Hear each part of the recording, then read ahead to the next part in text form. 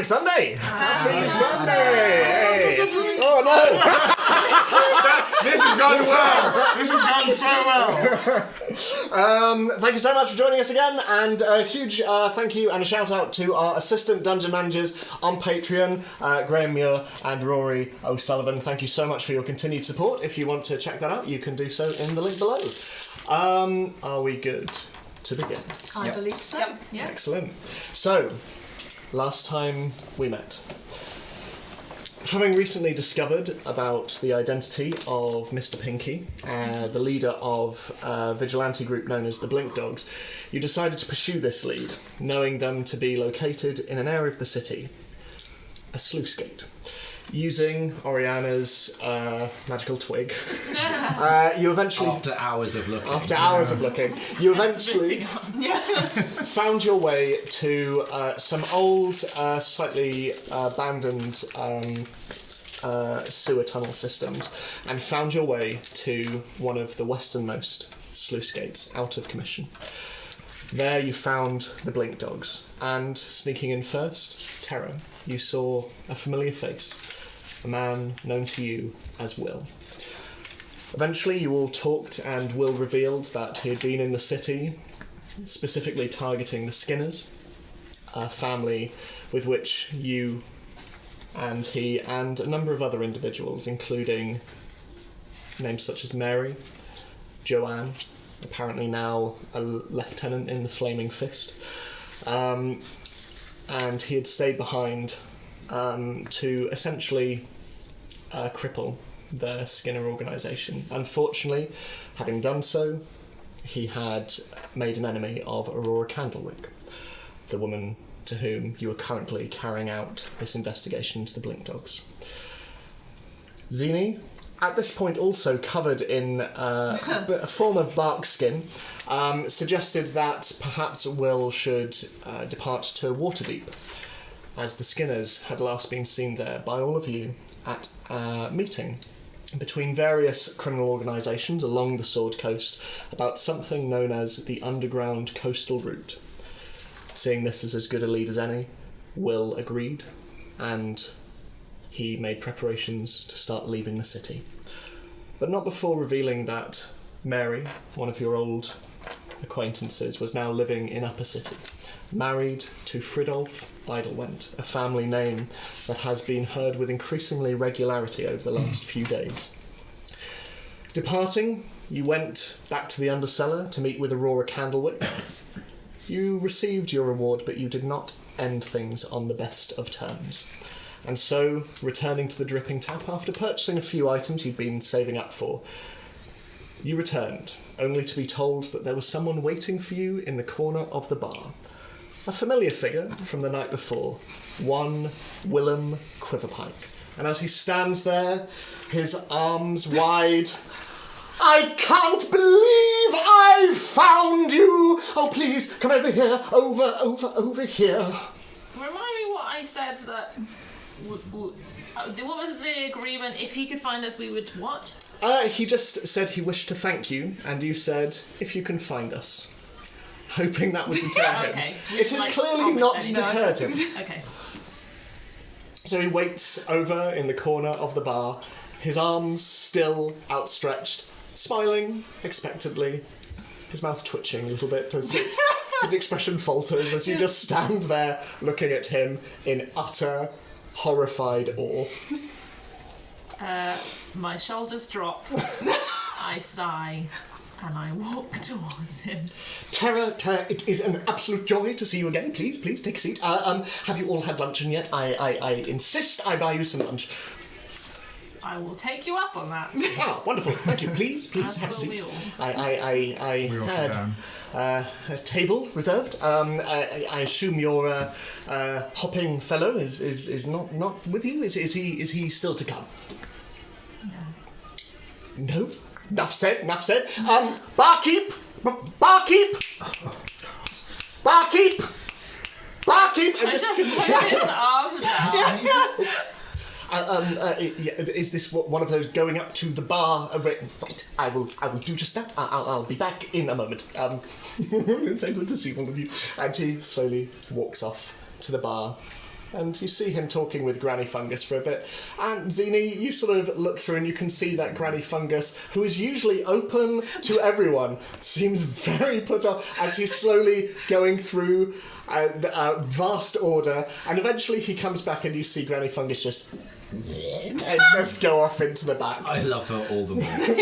And Bill comes back and, well, challenge given, challenge conquered. I have found you all. I haven't met you two though. What are your names? I'm Scarlet. Scarlet, the colour of red, passion, love. And yourself? Oriana. Oh, amazing. I can almost see the tales they will write of thee in the future. So, how are all of you? I'm so sorry. Tired. I shall keep my voice to but a whisper. Well, I must say, your challenge, while initially seemingly insurmountable, even in a city this big, finding an earthen woman, a rhino, and I must say a dragonborn with plumage is not nearly as difficult a task as I suspected it to be. Is my plumage weird? Your plumage is exceptional, Zini. It is, distinct. People will remember you. They will remember you in tales to be told. Oh, and at this point you can see the food starting to come out, and he's like, oh, excellent. So, what brings you to Baldur's Gate? And as he does that, you can see him bring out a small notepad and very subtly a small quill and a little ink pot he slowly places on the table and expectantly just looking at all of you. So, you're a writer, Mr. Quiver. Quiverpike is my name. Quiverpike, Willem Quiverpike, although my friends call me Bill. And you may call me Bill if you wish. But yes, I am a writer. I am a playwright, in fact, and poet and playwright. I have been. I moved to Baldur's Gate around a year ago. I'm hoping to find a little more inspiration for my works, but alas, the art scene is as cliquey and no, never mind. But I write. Yes, primarily plays. Primarily, though I do dabble in other mediums. And what have your plays been about? Oh, my plays, well, when I originally was writing in Daggerford, there was no real theatre scene, so I was mostly writing for myself. But you may have heard of some of my works. There's the Merrow Dives in Winter. Also, the Merchant of Luskan, and perhaps my favourite, personally, The Naming of the Drow. But they were the main successes that I found off main stages. But since I've come to Baldur's Gate, unfortunately, less success. Have I heard of any of these? I'd ask you to roll, but you decidedly have not. Was the drow character called Darkstar the Maligned? No.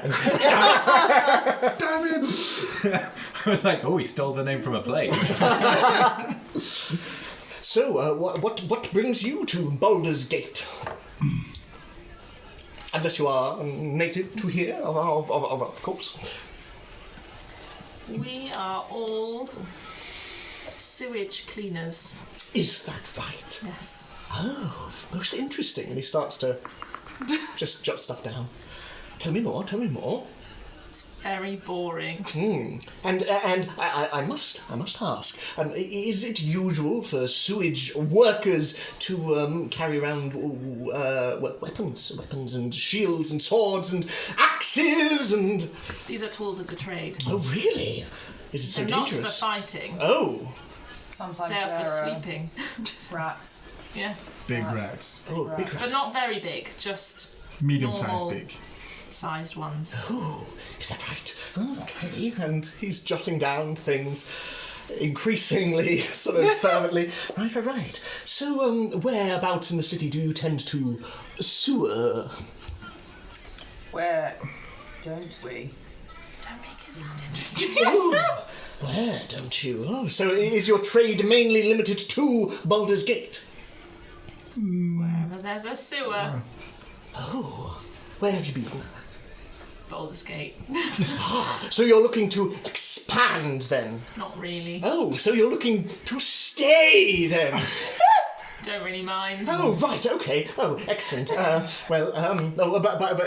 the way, does anyone want any drinks to go with their food? I will, barkeep! Oh, yes, of course, it's over to the bar, isn't it? I'll be right back. And he disappears. Why are we lying? To be as boring as possible so he doesn't feel the need to write a story about it. Something tells me he's gonna write a story either way. At least it won't be about us. Why would we need a bow and a rhinoceros if we were sewage workers? He believes it. He doesn't seem very smart. He's a little sheltered, poor thing. I think he's just looking for some friends. As he comes back, he brings a couple of flagons of ale and sets them down upon the table, and sort of he's got all of the cups, and he puts them around. And your business, does your business have a name at all?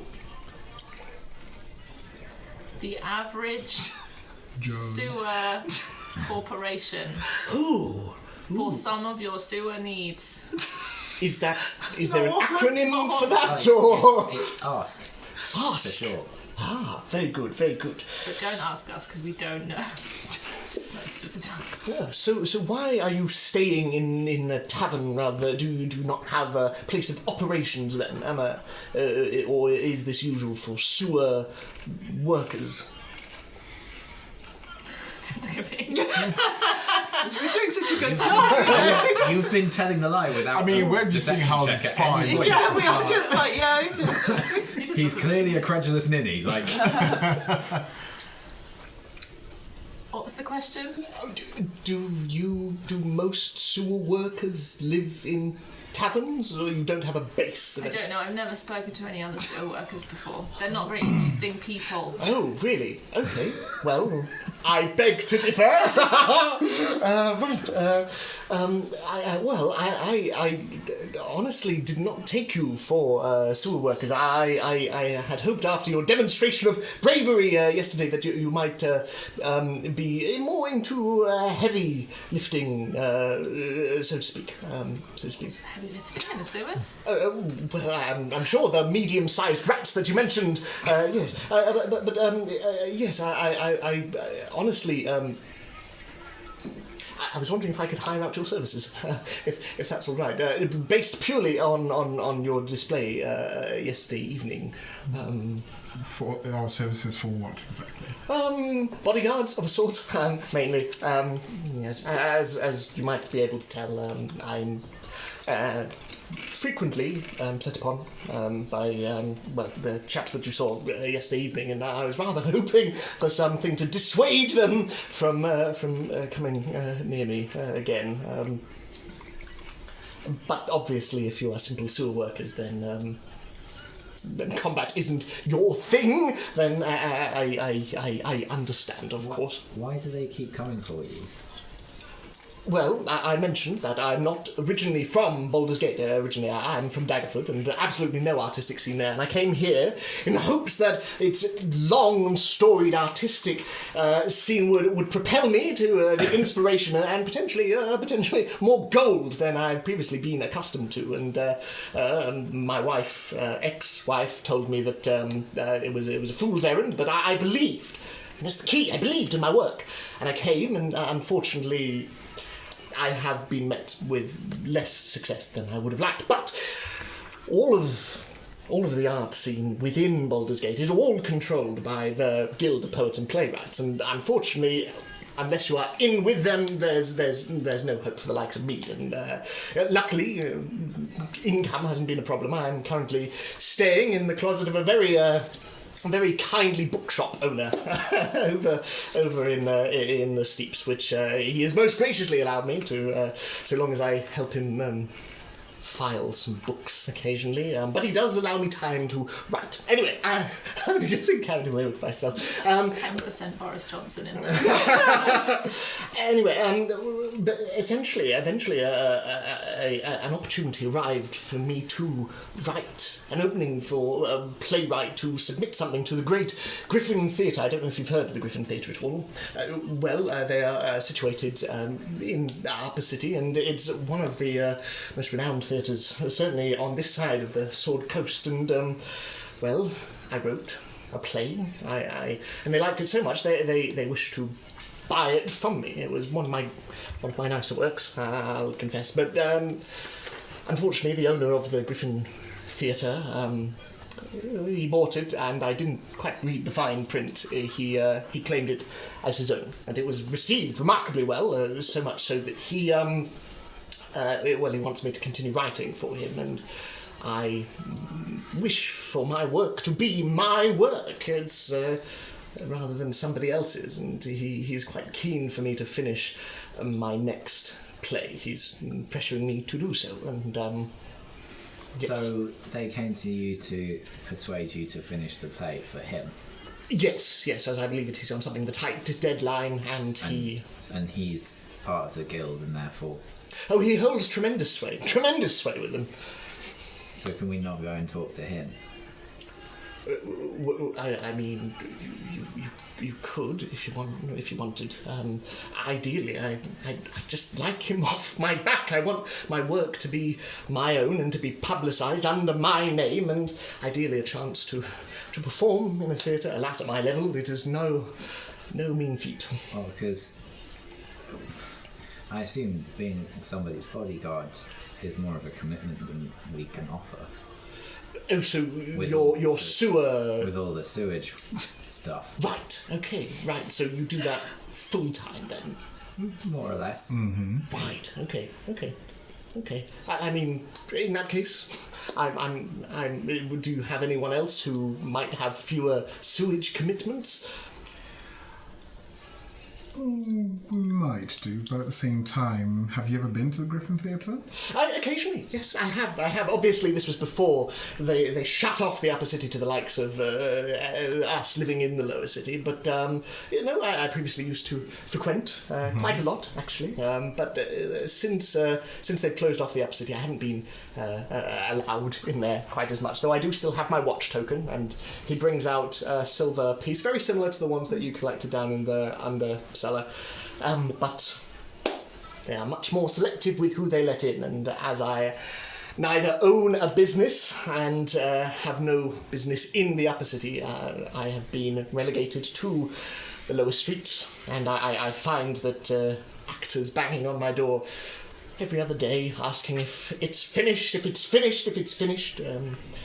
But yes. If it is finished, you would be able to get up to the upper city.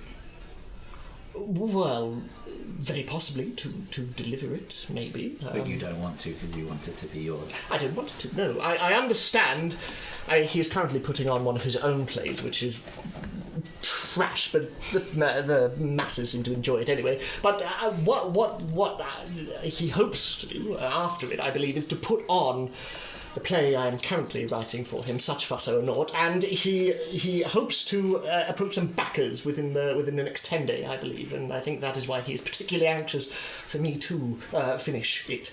But if you finish it and keep it, will it ever be performed? I hope so. But he has lots of sway in the guild. Alas, I'm stuck between a rock and something very hard. True words. Why don't you just come to an arrangement with this person and have your name put on it? I doubt that he will allow my name to be put on anything. Frankly, and I set aside all modesty at this point, but I'm a much better writer than him, frankly, and I think that he is probably very threatened by that, probably, I imagine. So if you threaten to never give him your writing again, he'll surely understand that he's missing out. I think you underestimate the tenacity of this individual. Who is this He was individual? being assaulted. Exactly, Poniferous Mayleaf is his name. Can you spell that for me, please? Poniferous,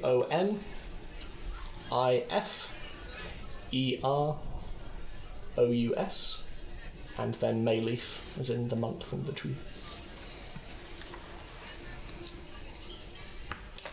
And what's his job at the theatre? He's the artistic director. So So, what do you want us to do? Well, if you can't protect me on a day-to-day basis, then, like I say, I'm perfectly willing to take up recommendations of anyone else who might be able to afford me a little more protection to my body. Day-to-day basis for how long? Well, frankly, until I have enough money to leave. At the moment, I am very much living hand to mouth, doing odd jobs, but I think if I cannot fulfill my artistic potential here, then I will have to go somewhere else. Unfortunately, for that, I do need money.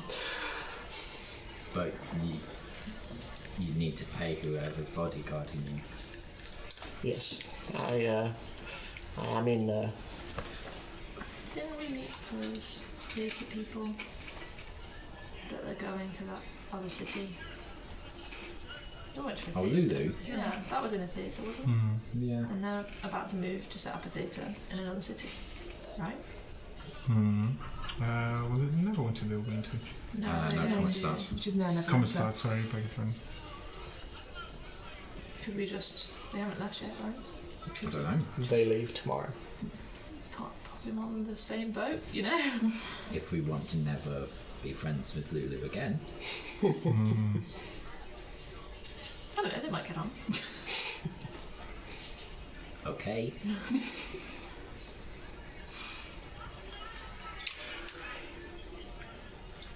Can you just give us a moment? Yes, of course. I'll sit over there and I will observe my scrawlings about the sewage systems. Much more exciting than I anticipated. I'll be right back. And he heads off.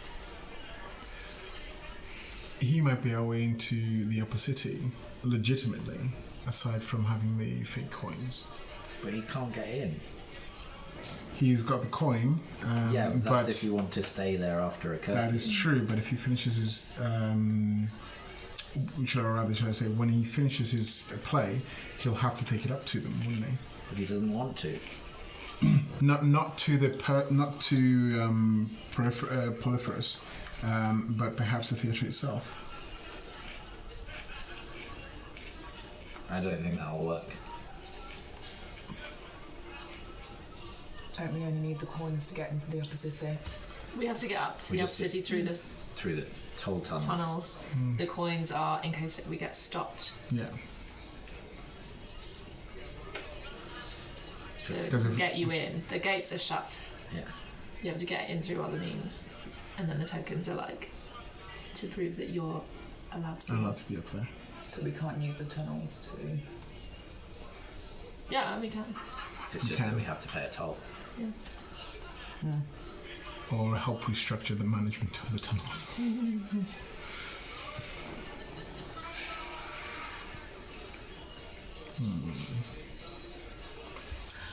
Well, I can't say if he has talent or not, but he has passion, which is occasionally laudable.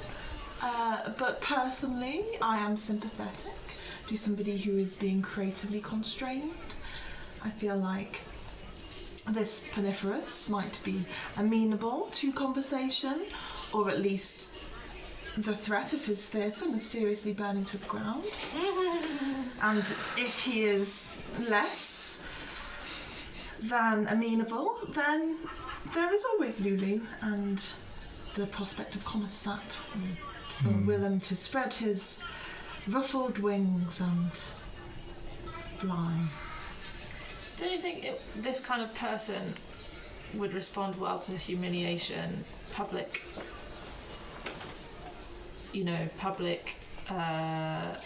outing of this stealing of someone else's work?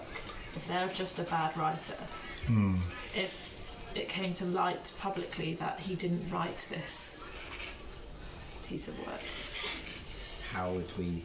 Go about doing that. Yes, I feel in the press the murder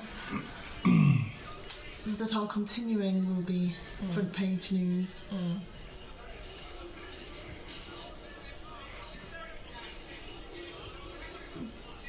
Just a question out of game. To actually get to the... I don't know if I'm misunderstanding, but to actually get to the upper city, do we need a way in, or can we just Yeah, do it so- via the tunnels? So you can That is go our in way. via the tunnels, but that's So obviously... we don't need to have we don't need to have this guy to No. help No. us get in. No, It's just an Not option. particularly. Yeah, it's an option Right. to get in legitimately, Yes. ish, but the tunnels Right. are obviously criminal.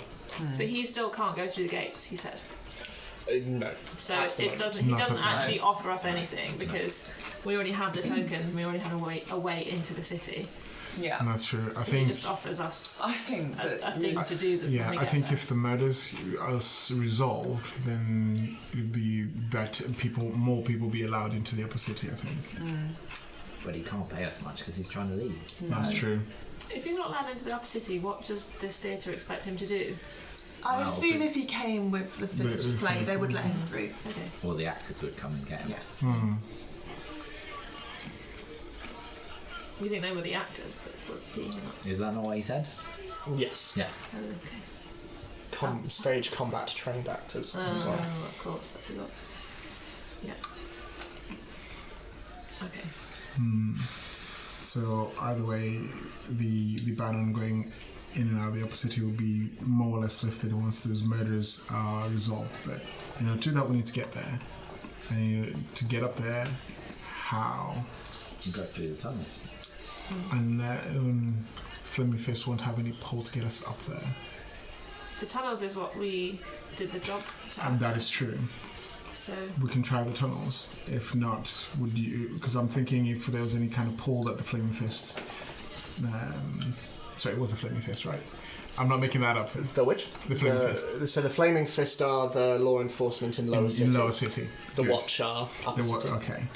So, because I was originally thinking you may have a contact in the Flaming Fist, but that doesn't necessarily mean they have pull to get us up into the upper city. no, I think the Watch are controlling the Exactly. gate.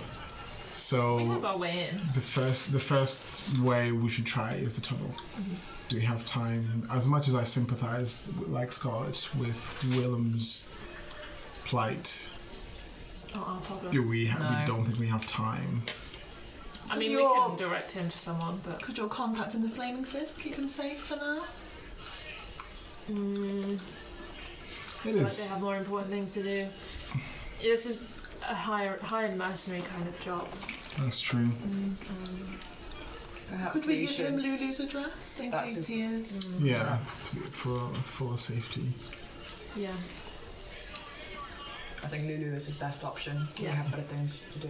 Yeah. At the moment. Yeah. Yeah. You can So always sa- post an advert on a board. Send him to Lulu. We take our chances in the tunnel. Yeah. Okay. Okay. So he's just sat writing on the adjacent table. Wait. Hello.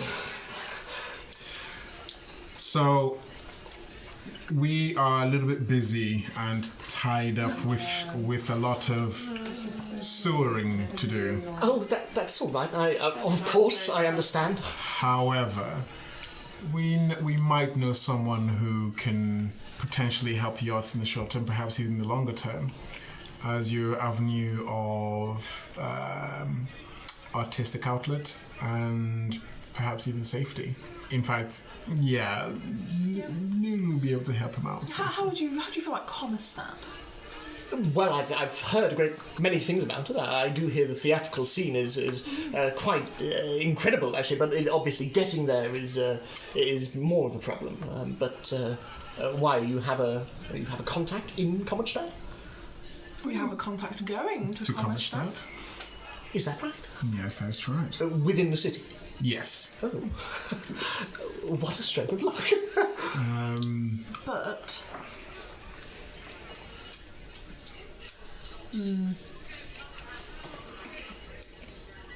I'm just thinking, will Lulu be as welcoming? I think so. Now we have.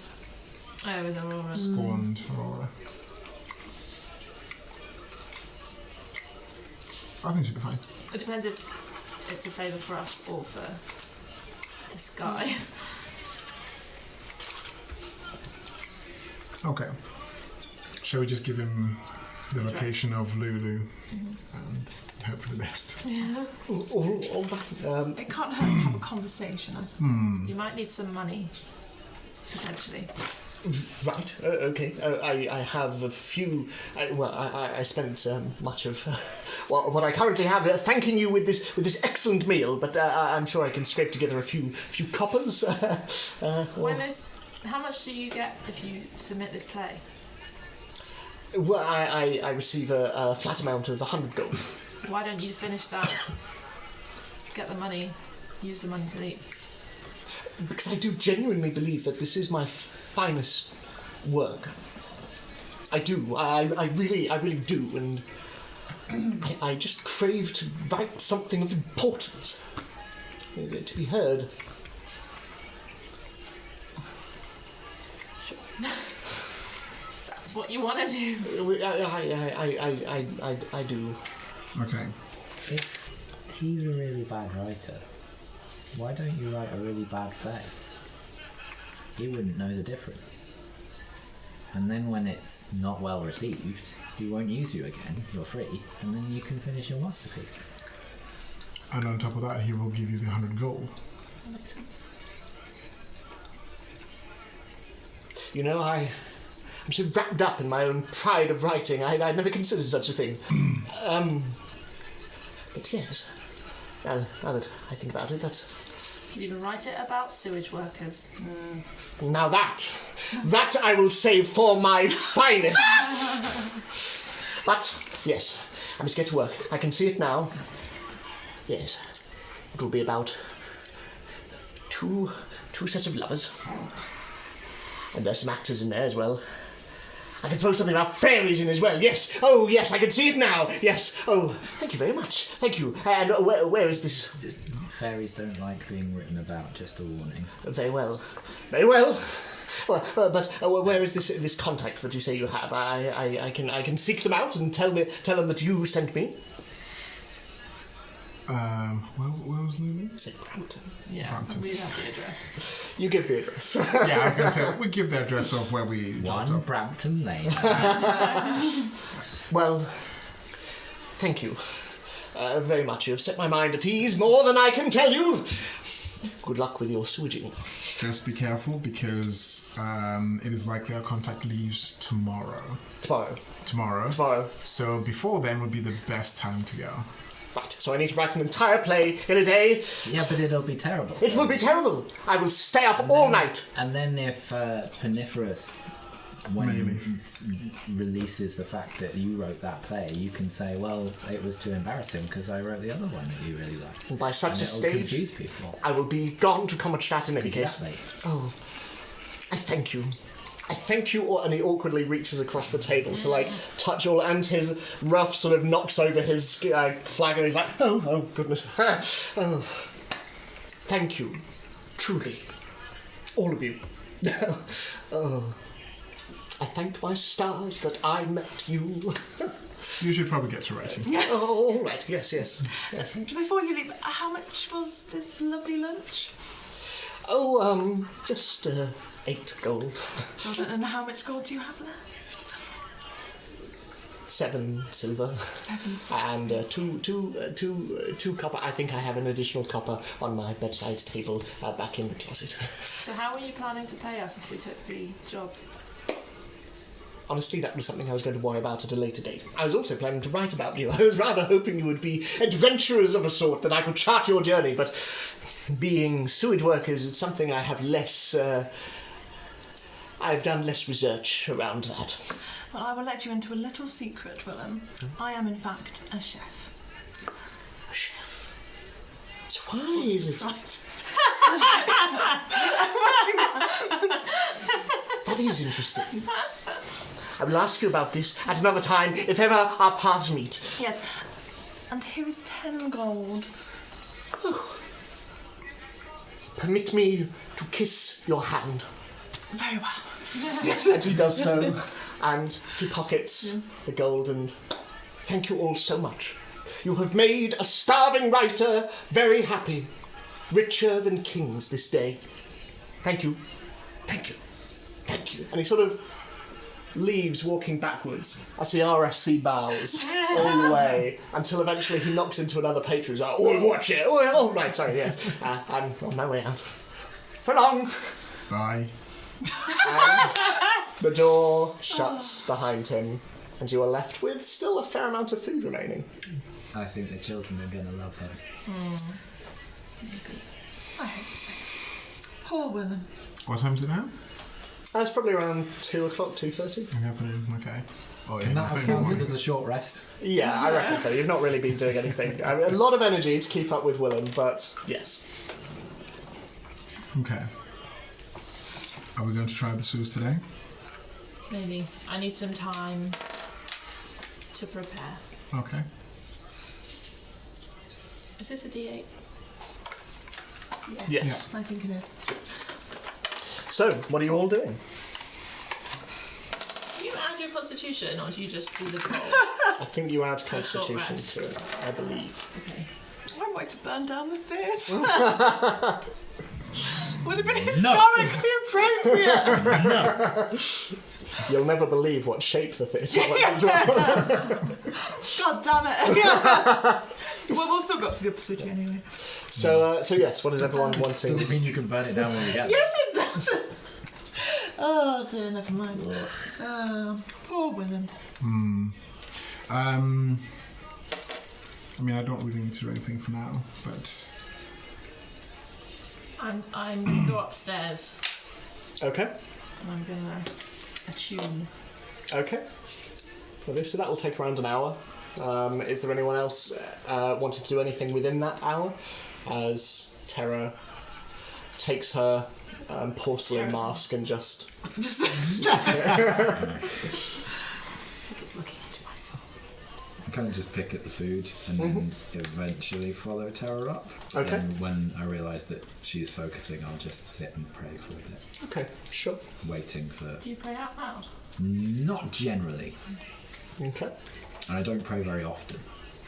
It's quite sporadic. And anyone else want to do anything? Play before? with Juliet for Play a with bit. Juliet? Just have a fun time. finish my food and go up to my room, I guess. Okay, sure. Yeah. So, once you've finished attuning, you can feel the mask sort of, it makes sense to you now in a way that it didn't before, even with the explanation given by the shopkeeper. But you pocket it, and yeah, you can now use it. So, what is everyone wanting to do? CD, finished praying. Could you do me a favour? I take out one of my daggers from the thing.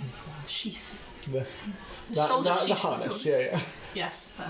And I give it to Zini. Because there's no mirrors in here or anything, are there? No, there aren't. What about basins? Yeah, there are basins sort of underneath each bed. Like a toilet. Not toilet basin. There is a separate toilet area, but there are basins. Okay. And I get one of those. And then I say, and I go like this. Oh, I've done my hair like it as well. And there's like a shaved bit here, but it's grown out. And I just say, would you mind just helping me, just cutting that down a bit again? Sure, I've never done that before, but I assume it's similar to cutting root. Sure. Instilled with confidence, you hand the dagger over. Yeah. So, Can I just try and instill confidence a little bit more by like flicking it across? Because I am proficient with simple weapons and I Sure. am quite dexterous. This could go very wrong. so And it could make it worse. make a sleight of hand check. It's just the daggers just 6 point down into the wood. So yeah, sleight of hand check. for me. Sleight of hand, not just straight dexterity. Because I'm not trying to hide it. Okay, yeah, dex check. And So I am handing something. I mean, my behind sleight of hair hand. would be like. To be fair, though, I guess it's like don't know a why trick. I'm qualifying it because my sleight of hand is the same.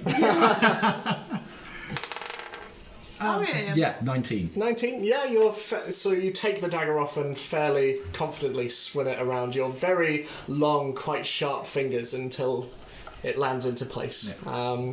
So yeah, I'd say with that check, you get to work in like little. It's not grown out much, but sort of shavings of hair sort of fall down into the basement, and eventually, it's very much like when you first met her, with this uppercut going underneath, and yeah. There's also a scar underneath. But Oh, not like do I a feel the massive scar? one. I think it would become evident, like especially that close. Like it's not obvious to the eye because of Are sort we of. doing this like standing face to face, or are you sitting on the bed? Or, like, it just strikes me as quite odd if we're just like I standing. don't think you'd face each other because it's on Yeah. the side. So Yeah. I So was it'd be imagining I like- was sitting on the On the bed. I was kind of perched beside Yeah, you. that's That kind makes of what I sense. thought. That makes sense.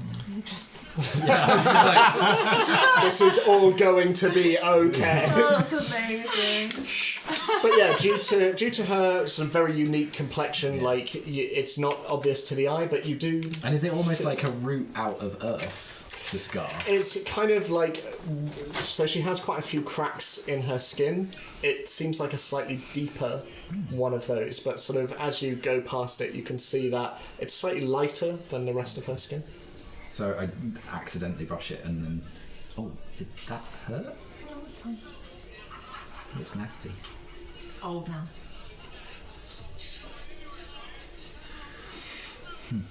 And I just flick the dagger, hilt first back. She makes the sound. I didn't even put it in. It was like, It clatters on the floor. like when you're pretending to like die with a sword. I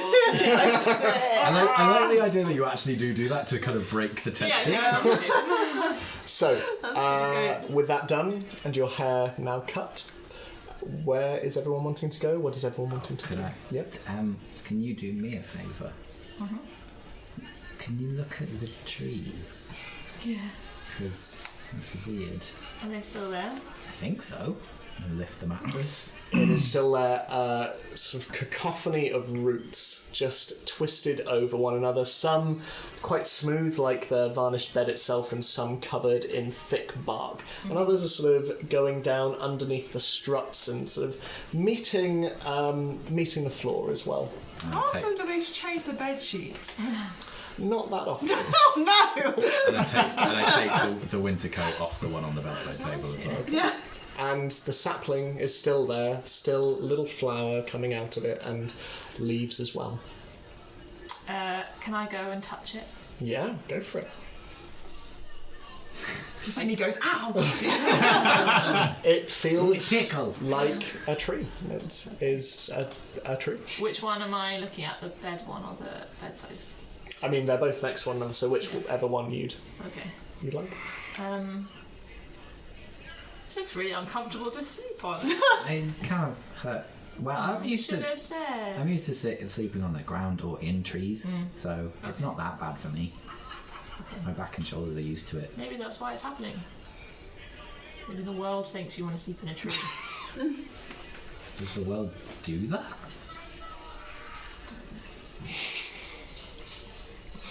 Any ideas?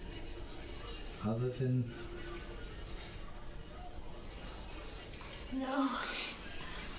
Sometimes magic just is unexplainable. so you think it is my magic that's doing it then? It seems to be following you. But maybe we could switch beds and see what happens. Yeah, but then if we ruin two beds, we'll be in twice the trouble. Does it look like if we chopped it off, it would has it broken anything? No, it seems to be growing quite smoothly out of the bed frame. Okay. So maybe we can ask Dalafar later to. Or you're up here now, aren't you? I'm in my room. Oh, you're in your Yeah. room. Maybe we can ask him to cleanly take it off. It started growing on my bow as well, and I cut it, but I feel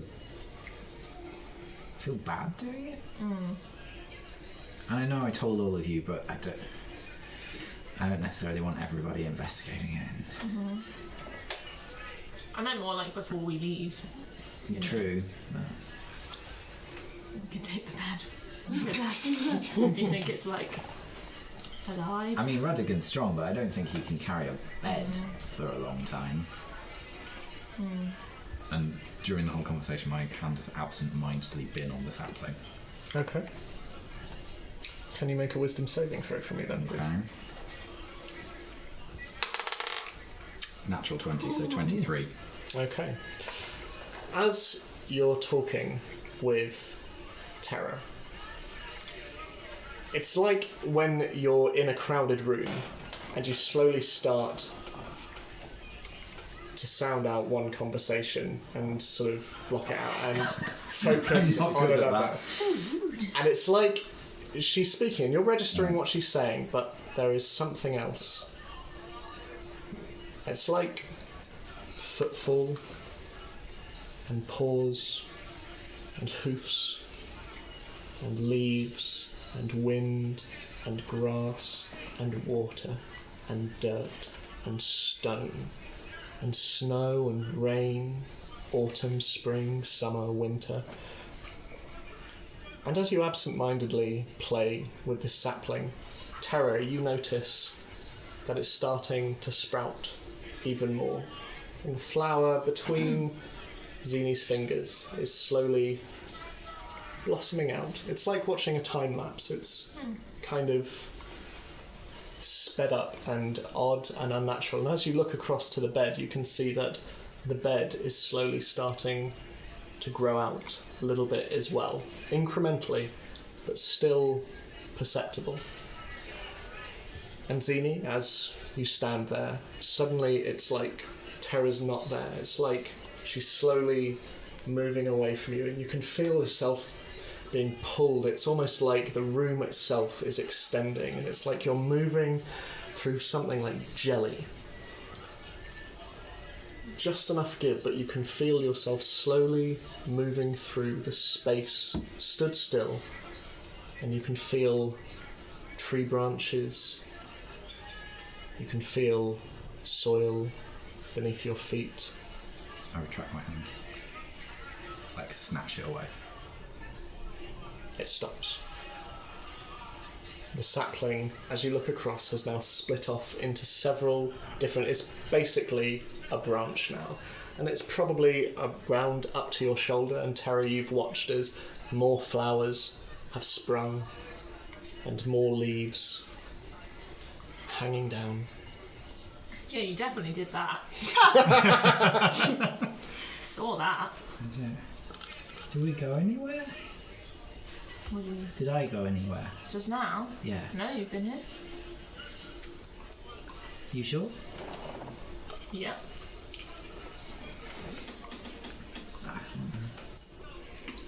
Okay, I just don't need to. I'll not touch trees, and it'll be fine. And I'll sleep standing up, and it'll be fine. Okay. Bye, Tara. And I just walk out of the room. And I think it's a great plan. So Jasper speaking. as Zini leaves, Terra, you sort of take a moment before you go in, but as you walk out and sort of take a look back at this very odd sight, you can see that even still, the flowers are continuing to bloom out, as though there is sun filling the room. It is winter. It is not acting like a tree in winter. And the tavern meets you once more, and your three friends are... And you close and lock, and yeah. Which I assume you've been doing, Yeah, right? it's Yes. just like kind of obvious now, isn't it? Yeah. There's trees in there. I think I've helped the funguses clear away the frankly ridiculous beast. Thank you very much, darling! Oh, it's no problem, Granny. Anytime. You keep me young! She slowly hobbles off. And I assume at the leftovers, have I? We should have With given all the the things you have to carry, you She's give me very, very adept. Like, in terms of plate stacking, you can see it, like, above the heads of many patrons, and she's just wandering I through. sense a thieving past. Dexterity. Lovely, so... Yeah, so I just walk through the tavern, breeze past the others, and walk out to where Rodigan is. Okay, sure thing. He's back at the stables again. So, what is everyone wanting to do with the day? So it's like afternoon. Probably 3 o'clock now. Do we... This is me arriving back at our table. I come downstairs. Do we have a plan yet for when we get there? The upper city. Are we going to come... I mean, realistically, if we go now, we'll get there, we'll spend some hours there, and then it'll be night time, and we'll need to come back come back here to stay. Mm-hmm. Is that what we're going to do each day? We're going to go in the tunnels, pay the fee, get some info, come back. I feel like knowing what the fee is and also knowing how your friend is faring would be interesting piece of information to have for deciding our next steps and whether or not we will continuing popping in and out or even have somewhere to stay in the upper city.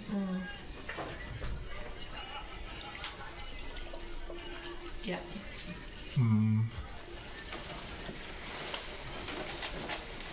Okay. In that case, only one way to find out how much the fee is either go to the what was the bar called? Oh, the tap room. We can go to the tap room. Obviously we could possibly go down to the undercellar, although Well, We could Aurora possibly- didn't seem to want to tell us how much the fee was, did she? no. But we can ask the barkeep. What's his name? Tom? Mikey. So close. So it's the tack room. Oh. Yeah. The tap room is somewhere in Leicester. We'll get on our shoes. He might. Da, da, da, da. He might know what the price is, and then from there we can then decide how we want to proceed with Yeah. going backwards and forth. Go back and forth. Eliminate the cause of the price. Also remember the tack room are the ones that that Will rather suspected might be Yes. involved in all the Skinner stuff. Yeah. Can I do an insight check on Mikey with hindsight of like all of our interactions with him? Does he seem like a nice person? Yeah, I'll allow that. Okay. Yeah.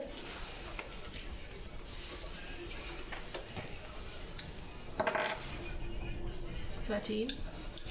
I mean, as friendly as anyone in a customer service role is. Well, I mean, honestly, That's quite a scale. Yeah. How old is he?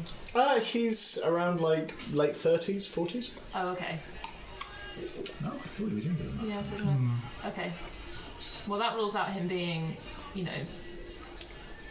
our age and potentially growing up under the Skinners. Shall we go to see Mikey then?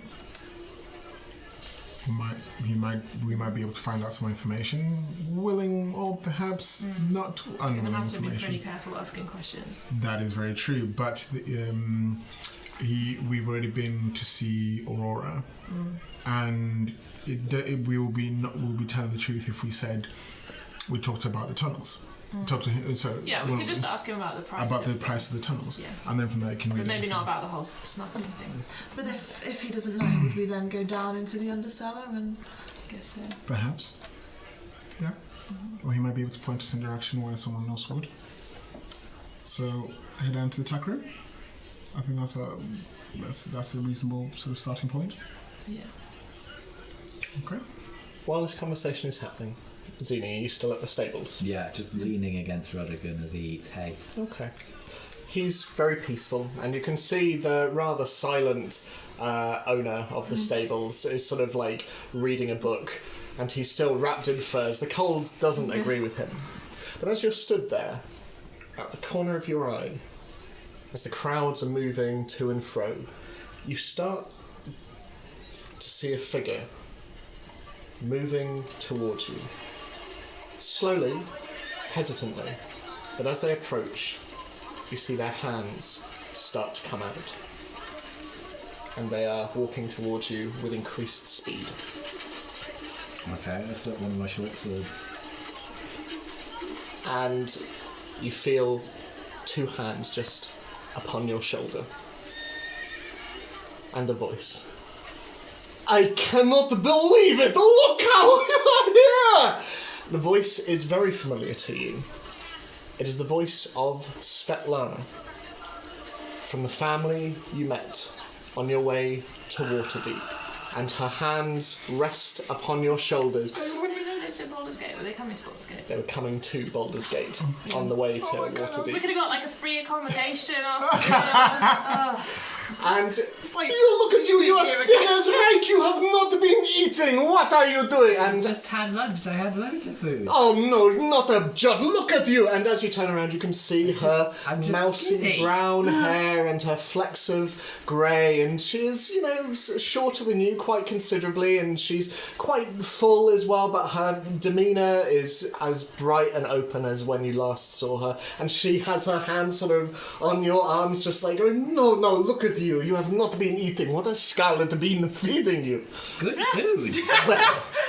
Well, clearly you have not been eating enough. I know what a great chef she is. Don't say that to her. She will murder you. Scarlet, You haven't been Scarlet, cooking recently. Scarlet has a heart attack. It's like falls over. Like when fairies, I don't believe Like, yeah. Scarlet is a good cook. What brings you to Baldur's Gate? Some stuff with Terror and Dalifar, nothing to worry about. So I trust that everything was good in Waterdeep then. Mixed. Oh, mixed. Okay, well, I am on my way to the bank now, but I insist, are the rest of your party still with you? They're just in the pub next door. In that case, I insist that you tell them they must come round as soon as possible, okay? We are... Well, okay, and she takes out a bit of paper and she's writing down an address and she gives it to you. I can tell you now that Dinah and Alexi will be so pleased to see you, and you can meet my brother and you can meet his wife, and honestly, it would be lovely to have you round. I would love to cook you proper meal. I have job now. I have a job in this city. But I must tell you all about it. But please, come to that address whenever suits, all right? Terror will be very pleased. Good. Well, I will see you soon. Oh, bless you, it is so good to see you. And she takes your hand, just... Oh, all right, I will see you soon, okay? Hello, Rodigan. And she sort of pats him and she heads off. It is a whirlwind experience. I sit down again, pull my hood up, and just make sure that it's over my eyes. Lovely. So, what are the rest of you doing? Coming outside just as they Yes. Step outside. Okay, lovely. So, Zini is off by the stables next to Rodigan. Head over to Zine. I just saw Svetlana. She invited us round for dinner. Not today.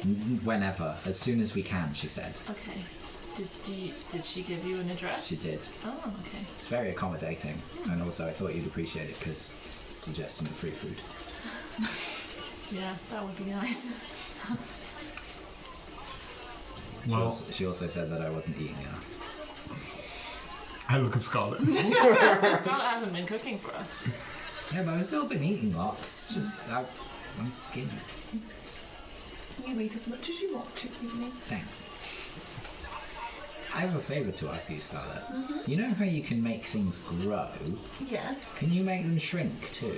Yes. It's only found a minotaur, so it's not a particularly sustained spell, I'm afraid. Just thinking how we might get Rodigan into the upper city. Don't you think that if we got him there, he would be kind of, sticking out? More so than you and me, I think so. I suppose. I just don't like leaving him behind, you know? Yeah, but I think even with these watch tokens, they might It might be pushing remember if they let a rhino in legitimately. Rodigan gives an affirmative. Yeah, right, you. I know you wanted to just stay around here and eat hay all day, but And he starts doing just that. you big old lump. So, we go in. Tack room. We're going to the attack room. See if we can find information about the tunnels there. Be thinking differently about Mikey now. He might be involved with the Skinners. Yeah. We're going to mention it to him, or okay. Nope. It's a shame he didn't seem rather friendly. Yeah. That's how it starts. Shall we go and see what Mikey has to say? Yeah. So you head. It takes the usual amount of time, between half an hour, 40 minutes to get over there. Eventually, you find yourself within the tack room once again. Paraphernalia of horses everywhere, hoofs and saddles and bridles, and the large oil canvas painting of the stallion towards the back. And you see Mikey stood behind the bar, his red hair illuminated in the candlelight. And as you come over, he spreads his arms and leans against the bar. Well, lovely to see you all back. Have we ever seen anyone else working there? You've seen, like, the occasional person, but Mikey is a constant presence at the bar whenever you've been there.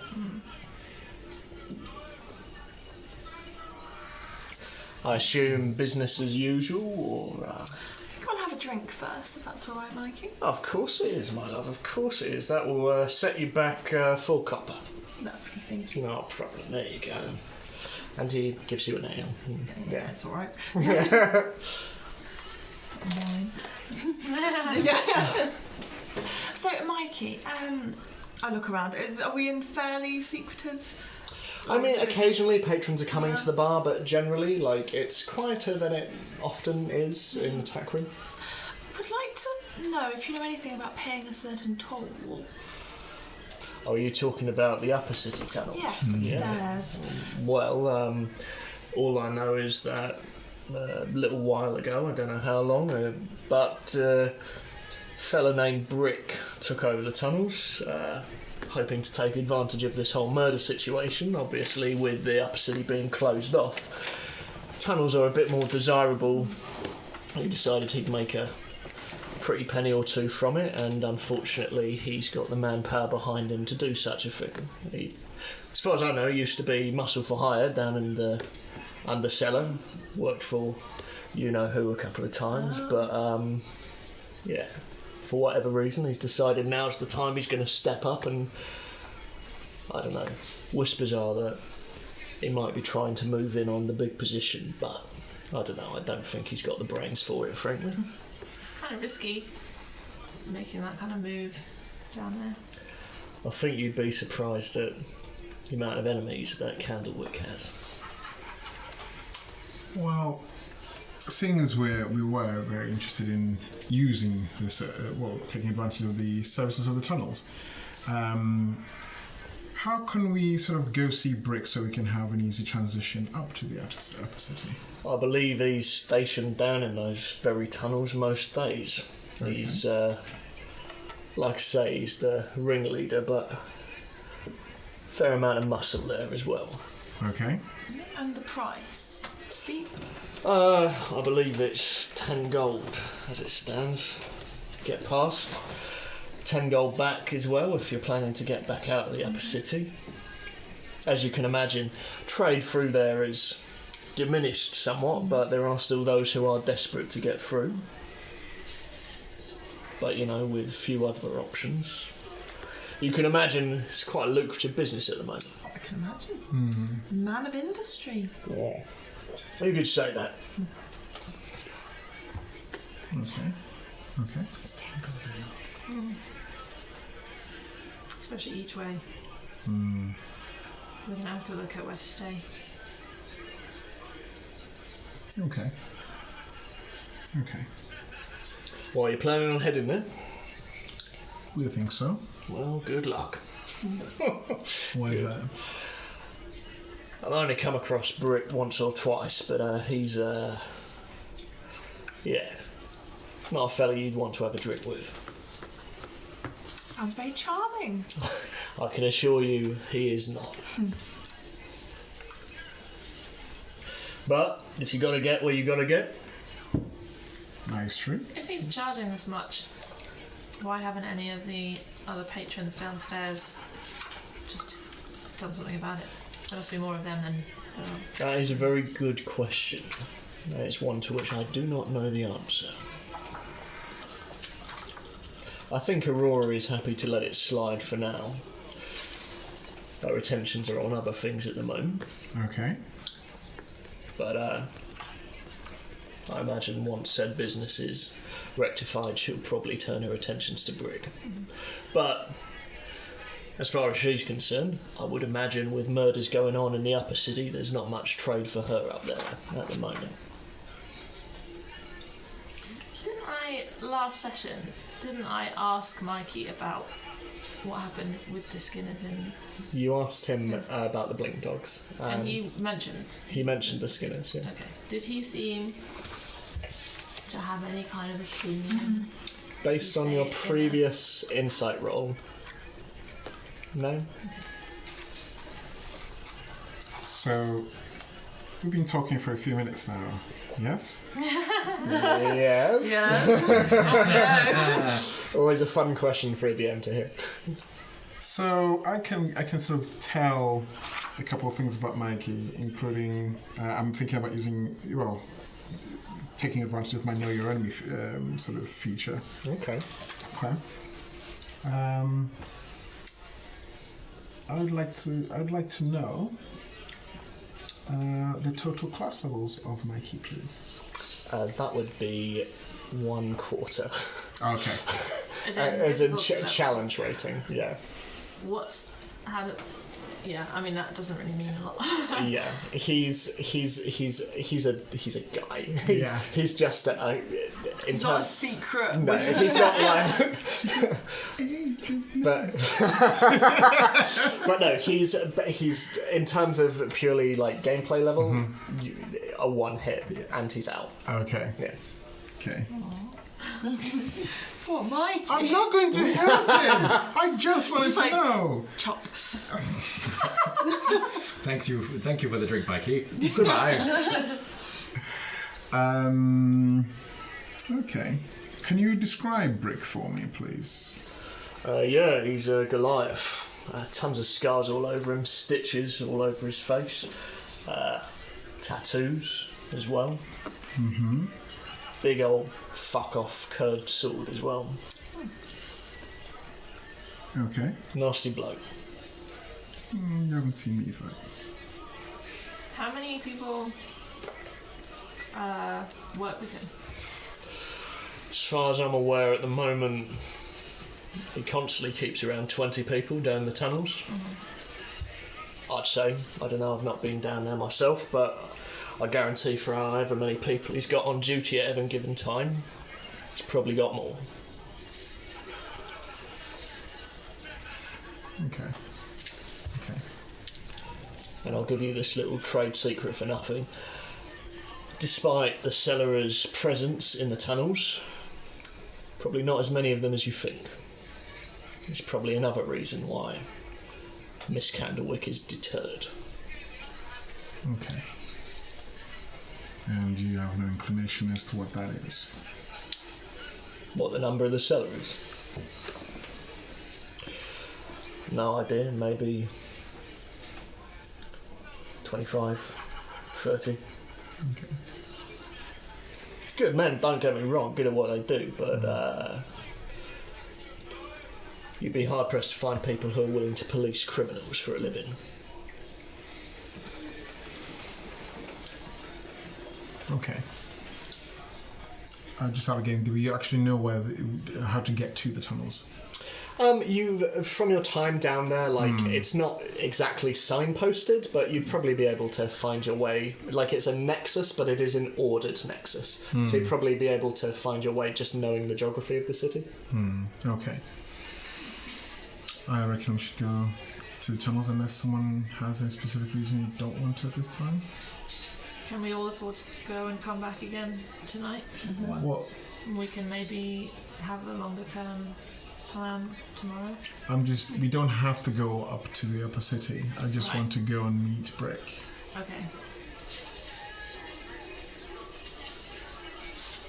I can loan you some Zini. No, I can afford to go and come back, but only once. And then I'm waiting on more gold from the bank, but that'll take another 2 days. What I'm saying is we don't have to use the tunnels to go to for passage. Yeah. We can just go meet Brick. But why would we just want to meet him if we're not going to pay him? I want to know as many. I want to know. I want to gather as much information about what we can and can't do. And the more you know about who potentially your enemies are, I think the better off we'll be. No, that makes sense. You're learning from me. I like it. Not exactly. Well, that's what I do. I just shake my head and just turn away. Yeah. I finished my ale at this point. Remember, we also have to pay to get into the cellar. So there's a cellar charge, and then there's the tunnel charge. But only if you use it to go up to upper cities when I'm meant to go. Yes, but as in we have to bear that in mind about. That is true. I can go by myself if you want me to. I don't think that's a good idea. Okay. You tend to annoy people. Anyway, thank you very much for the drink, Mikey. Not a problem. Not As a always, problem. I give him an appropriate tip. Don't know how much that is. The information as well. Yeah. Some silver or Saturday. Yeah, a silver will probably do. There you Yeah. go. Silver. Lovely. So, are you going down into the under cellar? go down. Okay. So, as Give him a always, gold. Yeah, gold each. Yep. He whispers to you as you go past. Password today is Roper. Roper. Roper. So, as you each descend down the trapdoor, Terra, can I ask you to make a wisdom saving throw for me, please? Natural 20. Oh, she is fired up today. After your encounter with Will earlier, you head on down. Familiar.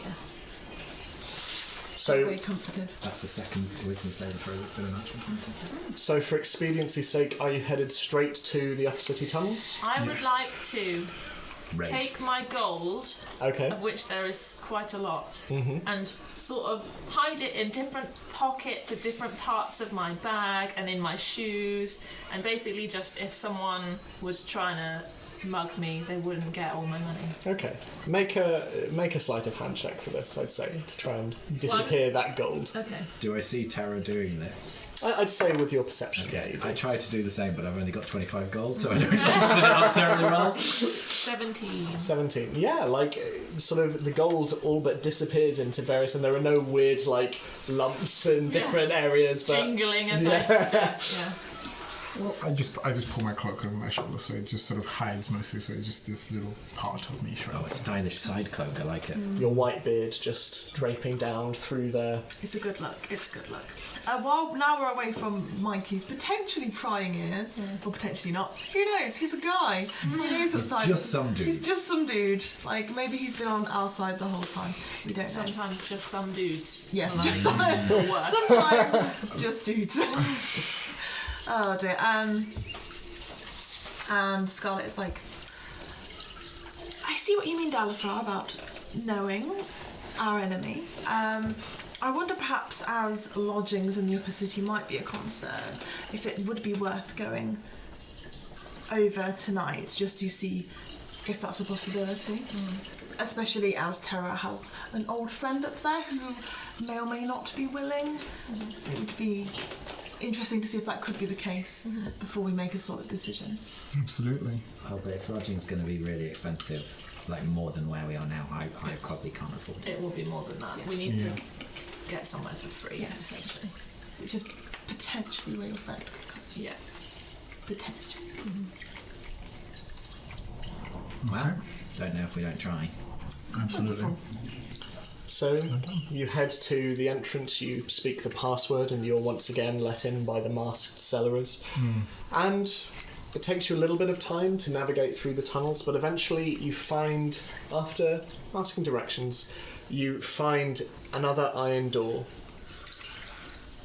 In front of the iron door, there are two cellarers who are standing there, sort of batons by the side, and as you approach, you looking to go in? Yes. I assume you've been told. There's a toll to pay. Yeah, good luck. And they open up the door and gesture you in. This is where our jurisdiction ends. Okay. Very promising. Okay. And as you walk through, the door shuts behind you. Does it slam? Very ominously. Oh no! So you find yourself in a tunnel, torches lining the left-hand side of it. And it seems to go on straight for a while, until eventually, after around 10 minutes of walking, you see a tiny figure sitting on a stool. And as you approach, you can see that this stool is positioned next to a large man-made pit in the tunnel. It's sort of around 30 feet wide, and you see on the other side another group of figures, all hunched together, shadowy from where you are, but as you approach you can see they're all sat around. Some of them are playing cards, some of them are chatting, you see one of them reading. Most of them are quite large, tall individuals, but there is one figure that seems to hulk above the others, coming in at maybe 9 feet tall. You can't really make him out, but you can see that above you, above the pit, along the top of the tunnel, there seems to be a winch and pulley system that connects on one side next to the small figure, which as you approach you see is a deep gnome. Dark skin, blazing orange eyes. You see as he looks up at you, fairly crooked teeth, and this winch next to him seems to control this pulley system that on either side, kind of like a snow lift, or a ski lift rather, there are poles that reach down and a foothold on the bottom. Just one? Just one. And as you approach, you can see the pit goes down and down beyond your dark vision into blackness below. And the small figure on the stool turns to all of you and is like, "What do you want?" May we go across? 10 gold. 10 gold. Can we speak to Brick? We're going on the side.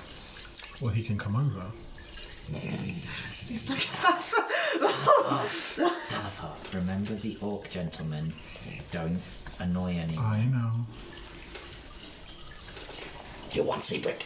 Yes, please. Do you want to see Brick? Make a persuasion check for me. Oh, we're all going to die. It's nice doing this. We're on the other side of the thing though, so it's fine. 9. Looks at you. Boss! They no pay toll! They no pay toll! And on the other side, you just see this figure just stand. What do you mean? They won't pay the toll. We didn't say that. It We just wanted to... echoes down the tunnel. That's what you say, right? You won't pay toll. No, You won't. I think my colleague misspoke. And I take 10 I gold didn't out say that. and put it on the thing. We would love to get passage. It just my friend was just interested in meeting the man who has thought of this very industrious enterprise. Boss on the other side. You speak to boss. Okay. Sounds like a plan. 10 gold. 10 gold. Yes. Each. Each. 10 gold each. And you can see there's a small lockbox next to him made of wood, and he sort of takes out a key from underneath his shirt and opens it up and... Here. And you can see that this itself is connected to another winch and pulley system. And he gestures over, and you can see as he opens it that it is currently empty. I have a question. Yes. Does he check the gold that we are giving him to see if it's real? Oh my god. Make a perception check. Natural 20. You can see that. Do you want to? You can see that for the most part, like he is just shoveling it into the box, but occasionally he stops and and he's putting it into the box.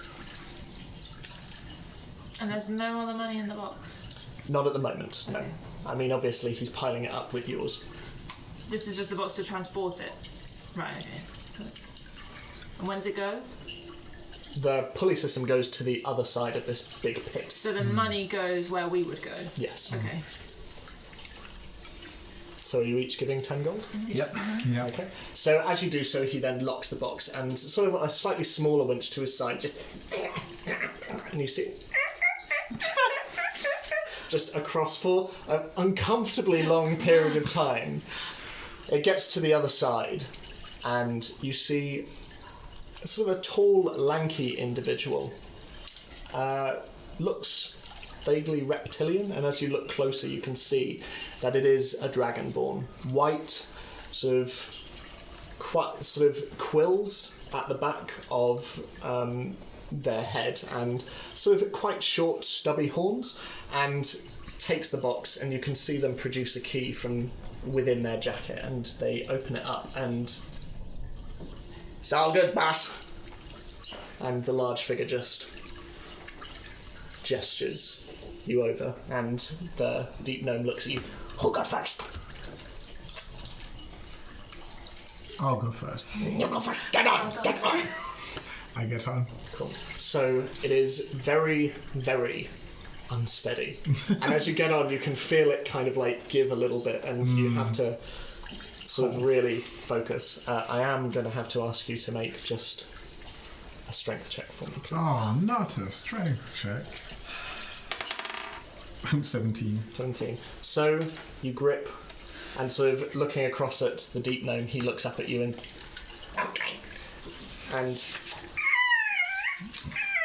and slowly but surely your pole, swinging, moves across the pit, and you all watch as from the other direction the other pole comes as well, empty, and you sort of meet in the middle, Dalifar, as this empty pole goes back in the other direction. As you move over, from deep beneath the pit, you just hear a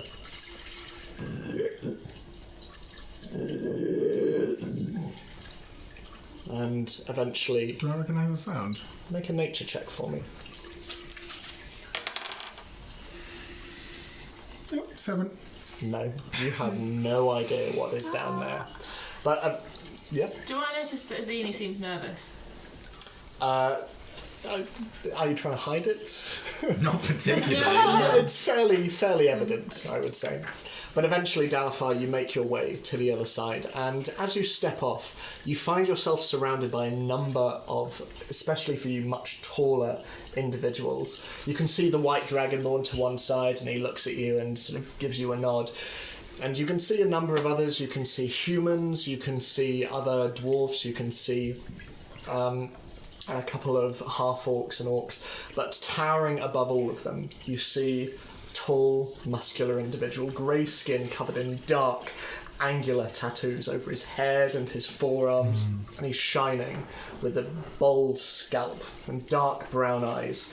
There's a cleft upper lip and scars all across his face, some of which have clearly been in a very amateur way, serted and stitched. And he's wearing shining leather armour and gauntlets, and he has his scarred biceps on display, and you see by his side, leaning against the wall, taller than you, probably coming in at around 7 feet tall, a large, great sword, straight and hooked on the end.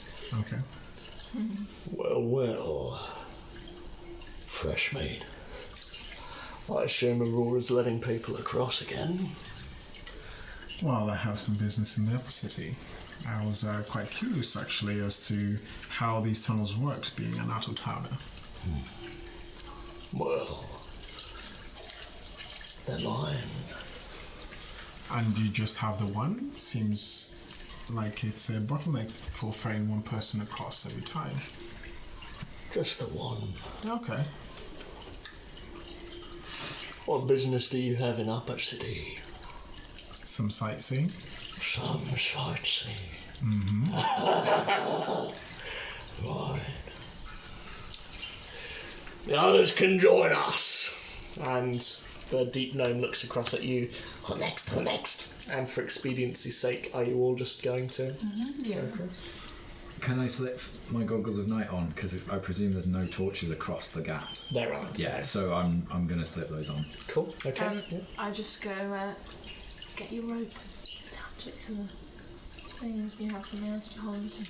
Oh, Wrap I'm it not around your waist. nervous about that. Oh, okay. I'm fine with heights. Oh, okay. It's just I'm not very strong, but also I'm not used to people being taller than me, and he's very tall. And there's another dragonborn who seems to have like quills, and we're apparently quite rare. I don't see many dragonborn. That's mainly why I'm nervous. Okay. So, I'll ask you all to make strength checks as you get onto. Have you seen my strength modifier? 18. Well, that's dramatically Oh, appropriate. no. Is it a check or a saving throw? Just It's a strength check, I think I okay. said. Yeah. 13. 13, okay. 9. Natural 1. Okay. So, you each get on. Yep. Terra, you find it a little bit more slippery, especially down here. There's a lot of moisture that gathers in these tunnels, especially in this tunnel, for whatever reason. And Is that an important? you may make of that what you will. Wetter. But here.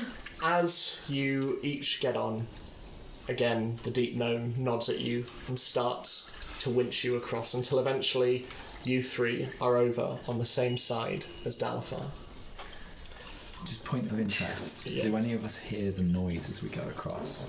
I would say so, yeah. Okay. Sort of when you're in the middle, you can hear it. Do I know that noise at Make all? a nature check for me. Okay. What's the noise again?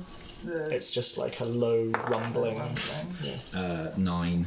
No, not one. The closest thing you would be able to equate it to would be a frog Okay. or a toad or something. Can I use an action to engage my primeval awareness? Okay. So that means that I expend a spell slot, but it makes me aware of. Hang on.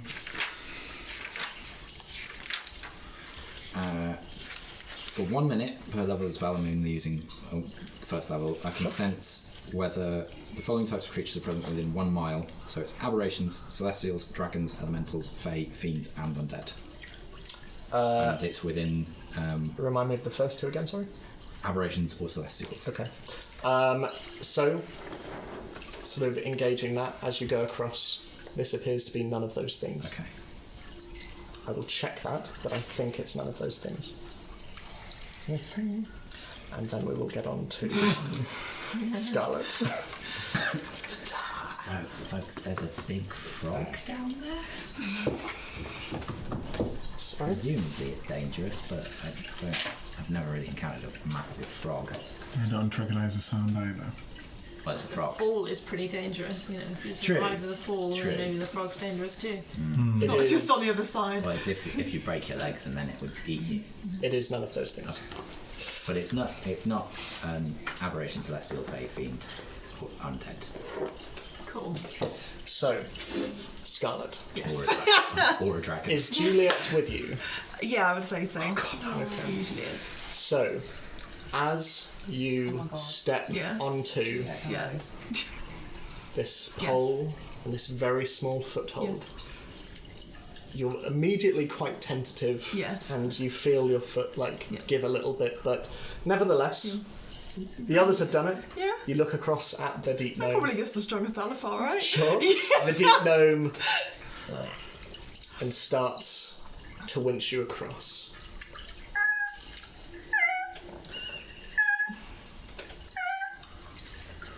And as she sits on your shoulders, you have become increasingly aware of how much bigger and heavier Juliet has become, especially in recent weeks. Yes. And as she sits on your shoulders, you can feel the pole start to, the gravity of it shift a bit as you just, and you cannot stop your fingers slowly until eventually you all watch as one hand goes, and as it does so, you see Juliet and latch onto your arm. Her claws are slowly scratching down, and you take Did Scarlet 5 points of slashing damage as she slowly scratches down your arm, and you all hear from down below. Did she go off? Like, is she last? She's across? last. Yeah. Okay. Yeah. I just go, and Can I cast levitate on myself? Yeah, go for it. Thank you. You're welcome. It just happens. Okay. I don't even need to roll for it. You all watch as I allow myself to she like fall and just and like you think she's going to go and then but Juliet is still clawing down. It is having no effect on her as she's just I just sort of like grab. Can I grab underneath her by the hand? yeah, absolutely. I'm going to ask you to make a strength check at disadvantage, please. That's like my least good thing. Okay, well, one of them is an 8, Okay. and it's a 2. So you grab her but she continues to go and go until eventually How wide sorry. it's 30 feet wide. Oh my word. And then they're right in the middle, So yeah, so she's 15 feet away from the edge of the pit. from the edge of where you are, yes. I can't do it. And Great. as you're all watching, you can see that the group around you are starting to go towards the edge, and you can see a couple of them start to laugh. And you see a couple of like gold exchange hands. It's just like, all right, yeah, no, I better get it. And you can see Juliet slowly start to go, and then Featherfall. and, Does that count on your I, levitate? No, it's not I immediately concentration, turn to the ogre and but- say, who's the pet down there? I have a question. okay. Do you want to go first? I'll go first. So as you turn, Brick just looks down at you and, Oh, a little acquisition we got a few weeks ago to replace the old troll. what's your question? To replace an old troll. The rock troll? An old troll. Old No, troll. no. As in, could it have been the rock troll that we fought? Well, it was somewhere else. Escape from the sewers, though. I would like to. Now, you can tell me if this isn't something that is not possible. Okay. Where is Juliet in relation to Scarlet? So she's slowly falling like a feather, right. and So she's not near. No. Close, like you okay. can't touch her. No, Okay. Can I? she's slowly Is descending. is it possible for me to use Misty Step to teleport to Juliet and then use it again to teleport back to where I am? You would be expending spell slots, Yes. but yes, I would allow that. Okie dokie. Okay. Let's do it. So as you just sort of are in midair, looking down, and like your torn jerkin and your torn skin as well, just like sort of flapping a little bit off your hand. Grim. You all watch as there's just this as smoke and ash appear where Oriana was, and then in midair, Oriana just Nightcrawler style, just around this tiny little six-legged cat, wraps her body around, and as her tail flicks round, there's another as she just appears just above you and lands on all fours just on the ground, kind of a bit superhero landing, but cradling Juliet next to her breast, and you are able to slowly make your way across. And you get to the other side, and while this is going on, you can hear a couple of ah, and you can see some like slap money in one another's, and Brick sort of like, Very impressive. Where'd you learn to do that? None of your business. Fair enough. And I'm out of breath. okay. Yeah. Why not? Excitement. Is your arm okay, little lady? I look at it and look at him. Like, it will heal. It's the most fun we've had in a while. Is the gold okay? And the Dragonborn. Yeah, gold's okay, boss. You're free to pass through. You know where you're going. As we leave, assuming that's what we're doing, can I see where the gold gets put? You see a number of other similar lockboxes, a little bit bigger than the one that makes the journey across, but they are all sort of piled up next to the white Dragonborn, who has a stool of his own. How many of them were there, sorry? On the other side, there are around 20 of them, and there's Brick as well. All wearing leatherish armour and all with weapons hanging by their side. Does the white dragonborn react to me in any way? Not particularly, just it gives you a bit of a leer and... Grim. Well, be seeing you on your way back then. You'll find Moth down there. Moth will let you through. Just knock on the door when you want to come back. Okay. Start heading out. So long. Be seeing you soon. And you slowly make your way down the tunnel. Oriana, you feel like Juliet shaking next to you, and all 6 of her paws are all wrapped around your torso, just this. And you all walk away down the tunnel towards Upper City. And that's where we're going to take our first break. Ooh. Okay. I don't want to lose Juliet. I really didn't want to either. That's why I was like, oh, okay. I don't care if I'm expecting spells to That rise. was such a tight use of Mr. Step. Oh my god. Had you not done that, I was gonna leap down the path. Genuinely, I was like, I'm whatever's down there, I'll face when I get down. I was like, okay, so how do I use the line as a zip wire? Go with it. Oh man, time. We'll be right back. Bye, we'll see you soon. Hi, I'm Ed, DM of Dungeon Manager, and thank you so much for watching. It really means the world to us. If you'd like to, please give us a like, give us a subscribe, and check out our Patreon and our Twitter below. It would mean the world. Thank you so much. Back to everyone else. Also me. And welcome back. As ever, please like, subscribe, check out our Patreon as well, and click the bell icon. Ring the bell, because that will notify you when we have new episodes up. Thank you very much. If you want to keep seeing Catherine Duck, ring that bell. I was thinking earlier, like, is there like a slogan we can use for like ring that bell? There's probably like an office equivalent, right? Observe your fire alarm. No. So. You are all walking back. You're okay. You're all walking through the undercellar tunnels towards the direction you have been pointed, towards the upper city. And as you walk down this long tunnel, eventually you see, sat on another stool, another deep gnome. Sat there, little tuft of white hair on his head. This you assume to be Moth. Can I ask something before we engage? Yes? Would I know, with my map of the sewers and stuff and like my knowledge of the city, would I know where this tunnel is? Make a survival check for me. 15. 15. You would place this roughly beneath the Mannerborn district. Okay. Yeah, so slightly towards Would the I be northwest. able to, like, if I had my map, would I be able to be like, oh, it goes here and then here? Yeah, I reckon you'd probably be able to figure out roughly within a couple of streets where you were. Okay. So yeah.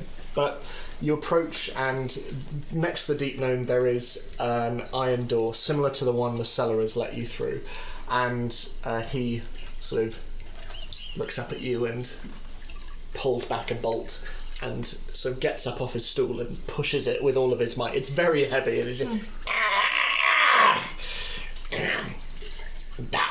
Down into the sewer. Okay, thank you. Good day. and as you all walk through again, there's a similar. And as the door closes, you swear you hear a and falling back, and you find yourself in a sewer. And as you're looking around, you can see that at various intervals there are manhole covers. Okay.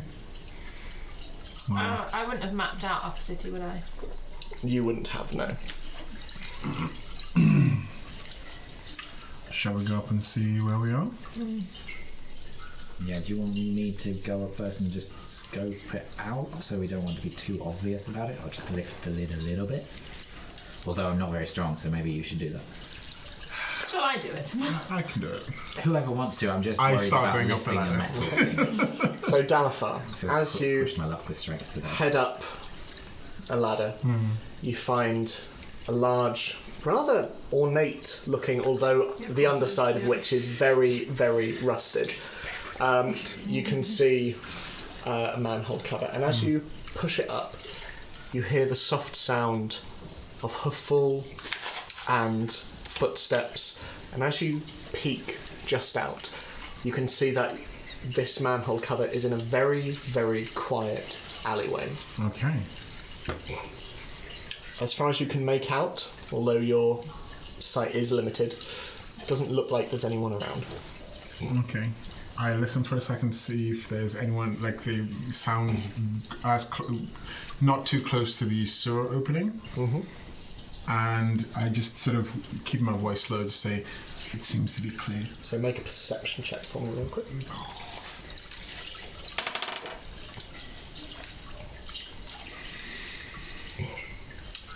21. Doesn't appear to be anyone around. It is quiet, and as you look, you can see that this alleyway curves round into what looks to be a large open street. There is still lots and lots of snow upon the ground. Okay, and it's going that way. Is there anything going back the other way, or is it sort of like a dead end behind me? As you look round, you think you can see, like, the end of the alleyway, but it does seem to branch off in two different directions. And as you're looking around, certainly from your roll, you can see that this looks to be sort of behind a number of shops. Okay. Sort of the back door of... Okay. I very quietly get up and out. And are there any boxes around? You see a couple of crates around. Just sort of stand behind us, so it won't be immediately obvious that there's someone just stood in the alleyway. Make a stealth check at disadvantage, please. Also, point of order as well, you would probably all remember that you were told weapons are a no-go in Upper City as well. Well, we've got that bag of holding. Yeah, just No problem for Scott. Can I leave is my harness thingy, is that under my clothes, or is that like... It's sort of like over the top, but under your cloak. I rolled a 6 then both bad. times, so 8 both times. So it's a little clanky getting out as you tell everyone else to be quiet. And just you all watch as there's this... and like the butt of the app like hits the manhole cover. And there's this... and you swear you hear some... what you probably think are swear words in Dwarvish as this thing just... And the manhole cover just... down. And you just kind of like... I sigh and make eye contact with Terra. Wait, so I've just left the manhole cover down? I want to sort of lift and move it so people can... that's easily done. Yeah. Yeah. Before anybody goes up, I go to Oriana and I'm like, thank you for saving Juliet. I don't quite know what would have happened if she had fallen into that wonderful dark pit. May I trouble you for one more favour? Do you have a bandage for my arm? I know you paladins are quite adept-ish at healing. Not magical at all. Just a bandage. I don't say anything, but I'll use lay on hands. Okay. So how So many? that's my level times 5. So you're expending one of those dice then. Well, it's not dice. Oh, it's not dice. It's It's just points. Points. Yeah. Yeah, so it'll just be 5 then, because that's 5 damage, isn't it? Yeah. So if you mark that off on your the amount of points you have to give. So you watch as Oriana places her purple hand upon your very red and bloodied skin, and you see flaps of skin just kind of slowly, like almost like parchment burning. It sort of like crinkles back on itself, and you see it sort Crinkle in skin. of stitch up. And while the robes around them are still quite torn, you can see that your hand and your forearm are almost as good as new. It's still a little like, you know how when cats scratch, like there's still a bit of a mark, But not when they're like magic cats. yeah. Displace the beast. Displace the cats. At this point, like you can, and as this is happening, you look across at Juliet, who's still being held, and she's like looking at your arm and kind of. Oh, it's okay, darling. It wasn't your fault. Is she still on me, or is Yeah. she? Right, okay, I would like to just quite awkwardly. All 6 feet are just... This is not how you hold a cat. Can you carry her like that? It's like when kids carry their Just prop up on your shoulder. Can I get a papoose? That's another way Let's of see holding what each wonders other. up the city holds. Does it work for pigs? It works for pigs! So, are you all following suit after Dan? quietly as possible. Okay. Yeah. I'm gonna put my mask on. Okay. So you all watch as Oriana sort of... No. Oh, Terra. As Terra... We are similar. As Terra kind of, in this very dark space, brings out this bright white mask and just places it over her face. You can still see her eyes through the holes, and you can see like a small hole just between the lips of this porcelain mask. But yeah, it's quite striking in the darkness, especially with your dark vision, which reduces everything to shades of black and white. Do we all know what the mask does, or is that something Tara hasn't I shown think I us? told you I was picking it up. Oh, yeah. I wouldn't have kept it a secret. Yeah. Makes sense. We're like, why are you wearing a mask? So if you're all going up, stealth check for everyone, disadvantage for you, Oriana, with your clanky armour. Clank, clank, clank, clank, clank. 13. Okay. 16. 5. 23. We'll get 23. Yep. You all sort of manage to climb up, and just behind you hear swearing that seems to scratch at your brain. It seems to be something in Infernal, as Oriana just like clambers out, tail like whipping like an angry cat a little bit. And you all see where Dalafar is hiding next to one of the crates. And yeah, it is quiet area. Again, you can see. As we're clambering up, and because my stealth score counts for everybody, I just reach down and just like hold the piece of armor that is making the most noise on Oriana, and just hold it down, like gently, but just as a, rather than me just going shh, it's like just a, you're okay. And so, yeah, you find yourself in a small back alley. It is less noisy than Lower City, especially in the streets and alleyways that you've walked down. There's no hustle and bustle. There's very sort of orderly, quite quiet walking from the adjacent street. You hear no hollers of vendors and people selling things. It's quiet, and occasionally you can hear horse and cart, and yeah. But at the moment you are in shadowed alleyway, snow everywhere. You can see these buildings are very nice. Like, the architecture of them is much, much fancier than most of the Lower City shops, even just from the back. This is weird. I sort of straighten my hat, and then It's weird for you too. Yeah. Oriana, can we put our stuff in the bag? Yeah. Thanks. I'll keep a dagger. I'll keep 2 daggers in some special places. I don't know. you should be more specific. Sure. Shoes, obviously. I would like the ones where you like tap your feet together and they go. Oh, that's Yes. cool. Yeah, that would be I do that. Just place everything in the bag of holding except the sending stones, rather, sorry. Okay. How clean are we? I mean, you've just been walking through a sewer, so... Okay, I cast prestidigitation on myself and then proceed to do a body in turn. Can I have put on my fancy coat as well before that, so that that gets cleaned? Of course, yeah. Lovely. So, And can I? I've got a staff. okay. Is there anybody else who's using things as walking sticks or? I mean, from where you are, you can't actually Okay. see the populace of this particular district. You are hidden from view. Do you still have the sending stone, or did you give it I back? gave it back. Okay. Yeah. Do you think I'd be okay if I kept this staff on me, or do you think people would consider it a weapon? What does the staff look like? It's just What does the it's a staff look simple wooden staff. It's straight. It's made of oak. I think in every society people will be using walking sticks of some kind, shape or form. Maybe it's a bit more ornate, silver top. some drawers. I don't have anything. I'm okay at carving, but I don't. I'm sure the oak will do. Okay. Can I duck behind a crate and change clothes? Yeah, sure, go for it. Can I Do you put tell my- us you're going to do Yeah, do you? What?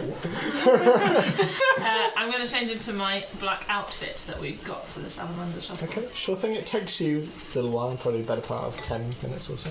So now I look really cool. Just pull over my purple cloak and just Okay, hood up. lovely. So, Juliet is sort of by you and just like walking around and enjoying like the snow again, just. But yeah, where are you going? Step out into the main street, I guess, and just have a look around. Okay. So, first thing you notice as you step out into Upper City are the streets. Unlike the cobbled surfaces of Lower City, everything here is paved. And that craft and order extends to the buildings that you see around you. All around they are tall, they are wide, they are immaculately designed. You see gargoyles, you see verdigris roofing, you see beautiful terracotta tiles, all of which are caked in unbroken snow. You see weather vanes, you see flags occasionally flying, displaying different crests and different shields. And in between the houses, the mansions, and the very expensive looking shops, all of which display fashionable gowns. You see a couple of blacksmiths as you're looking around, all of which have gold-hilted weapons hanging from their windows. Everything is enclosed. Nothing is open. There are no like anvils out on the streets or anything. Everything is in either beautiful cross-hatched windows or perfect, unbroken, and very cleanly made glass. And in between these houses you see vertical gardens, you see fountained courtyards, you see walled orchards, and crowds of people walk the streets, interrupted only by the occasional very fancy horse-drawn carriage. And all of the people who you see moving backwards and forwards in front of you have fashionable winter jackets, dresses, silks, furs, robes. They all look incredibly wealthy and incredibly rich. You see a lot of humans, you see a couple of gnomes here and there. You see a few tieflings as well moving around. A few half-orc gentlemen walk by in tailcoats, and you see a dragonborn in a particularly beautiful dress drive by in a covered carriage that's drawn by beautiful horses, these white horses that move past you. It is a real mix, but unlike the melting pot of different people in Lower City, it is elegance, it is class, and you notice that, especially with what you're wearing, you are looking very, very different and out of place. So I fit in a bit. Yeah, my same cool with clothes. my nice coat. This is a different level of wealth to what you are used to, especially here. Scarlet, It's fine.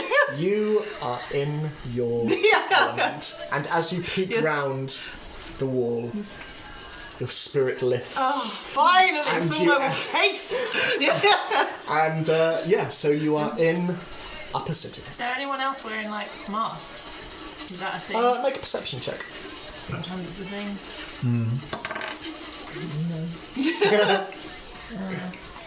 9. No one that you can see, no.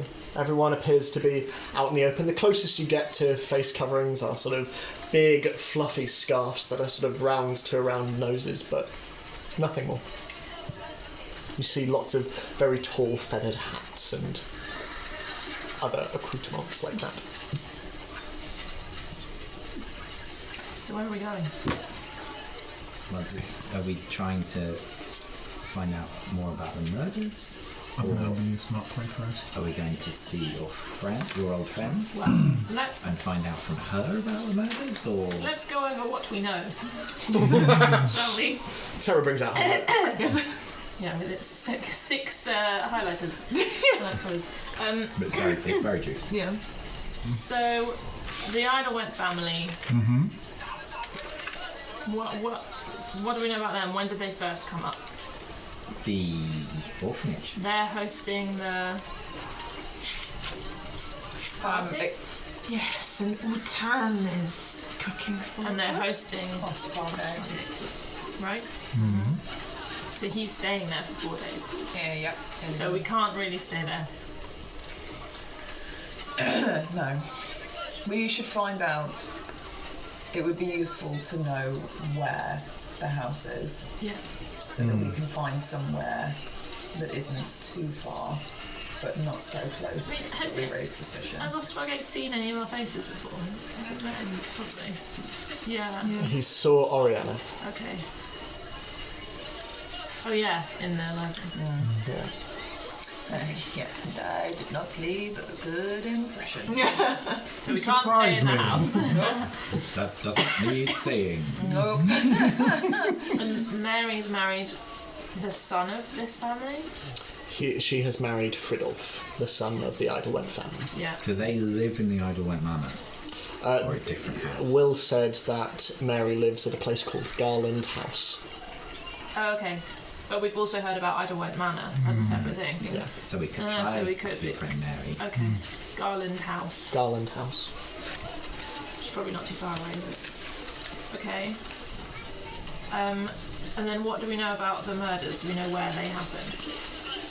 But they've been targeting, Nobles. okay, young women or just generally? I think, think it's we don't have indistinct. any specifics. It's just I mean, I bought a newspaper.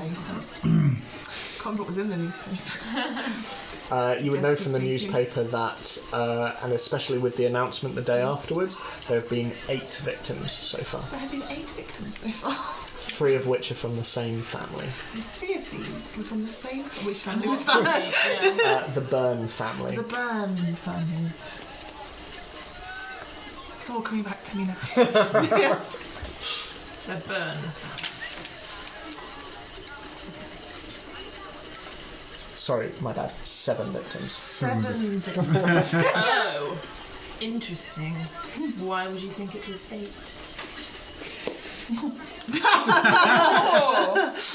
Oh no. Okay. Do I know anything about districts in this area? You know that in Upper City there are 2.5 districts. So there's Manorborn, there's Temples District, which, as name dictates, it is where most holy places and temples and places of worship are. And there's also Citadel Street, which is just north of. And we are where? You're in Manorborn. So we're south. Okay. Yeah. Do I know where the Idlewent family would live? You wouldn't, but I believe Will told you that Garland House was in Manorborn. Okay. All right. So we're in the right area. Okay. Shall we go see your friend Mary? So what? We just drop in unannounced. Maybe we should wait till it's dark. So she's on her own, rather than just maybe- knocking on the door. perhaps you should go Yeah. alone. That makes sense. Also, if it's early in the day, it might be a better chance of seeing her alone because people usually go back home in the evenings. So, Oh yeah, I suppose she. Yeah. so if you want to see her alone, then the sooner the better. Okay. Let's see if we can find this house then. Did Will tell me not to tell her He that said he not- was around? Yeah. Okay. That's gonna be tricky. How did you know that I lived here? Well told me. I just guessed. Okay, so I guess we look for. I think we should look for Garland House and the Idlewent Manor because it's good to know where they both are. Just scout them out first. Perhaps we can split up and Can kill 2 birds with 1 stone if we went to Yeah. Garland House first. one group go to. Okay, we'll meet back here in half an hour. More so than that, Mary would know where Adelaide Manor is. Going to see her, we get to find out where Adelaide Manor is automatically. Sure. So we don't. You're putting a lot of trust in getting information out of this one person. Okay. You've been able to do a lot of things so far. I have trust in you. Just think, as you said earlier, it's good to know things before you go in. We don't know another friendly face apart from her. Well, is she a friendly face? How did you... What happened when you last saw her? The last time I saw her, she was captured by the Skinners and taken away, and then I was meant to go and save her and failed. So... Does she know you tried? Not that I know of. So she may not be open to a friend returning, but we don't know. Depends. It depends what happened after that. Well, she seems to be doing alright for herself right now, so... It depends if she's been brainwashed or not. By the Skinners? And what this deal was, sending her back to the Idlewites. When you say sending her back, Well, was she related to the family in it's some way? not that I know of, but it sounded like that they knew to ask for her specifically. So. So maybe she was engaged to Fridolf before.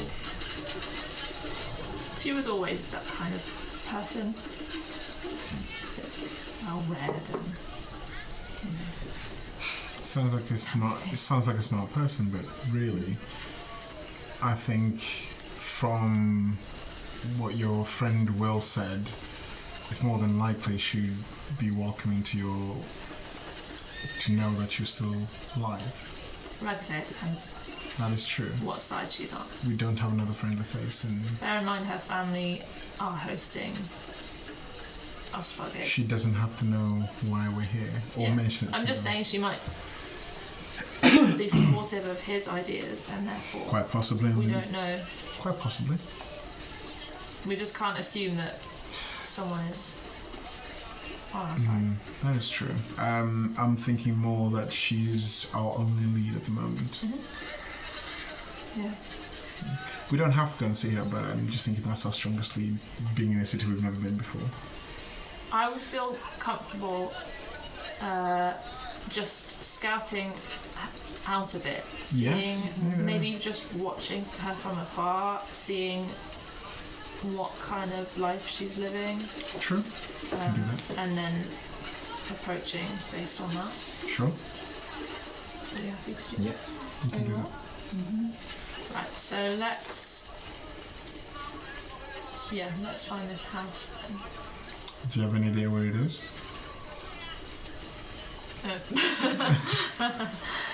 But it's called Garland House, so maybe there's garlands there. It's a reasonable guess. Do houses have like their names outside? They have little signs. I mean, nowhere you've ever been, but it's wholly possible. Okay. And it wouldn't say on the map where it is, would it? Probably. Can you use your special twig to find a house?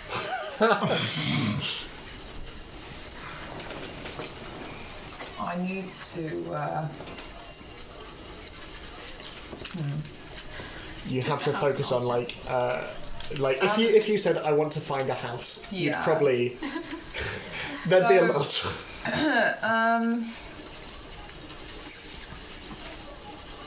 Yeah.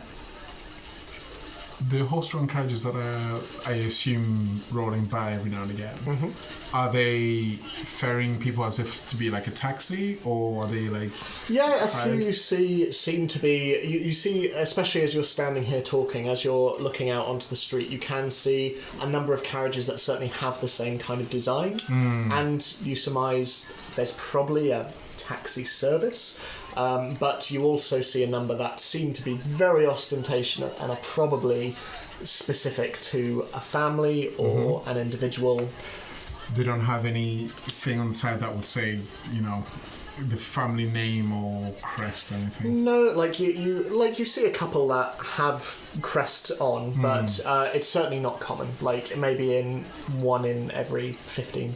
Are the ones that are very similar gathering at a place as if to pick people up as a central point, or is it just free? Seems to be fairly sporadic. Okay. I hail. Well, I would like to hail one that looks like it's empty. Okay.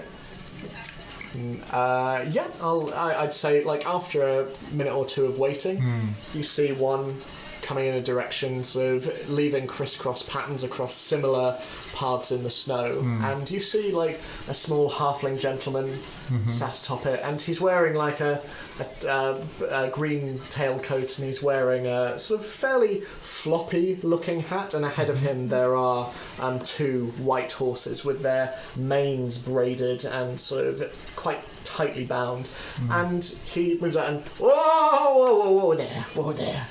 Hello, how can I help? Good afternoon, and a question if you have just a moment. Yes, of course.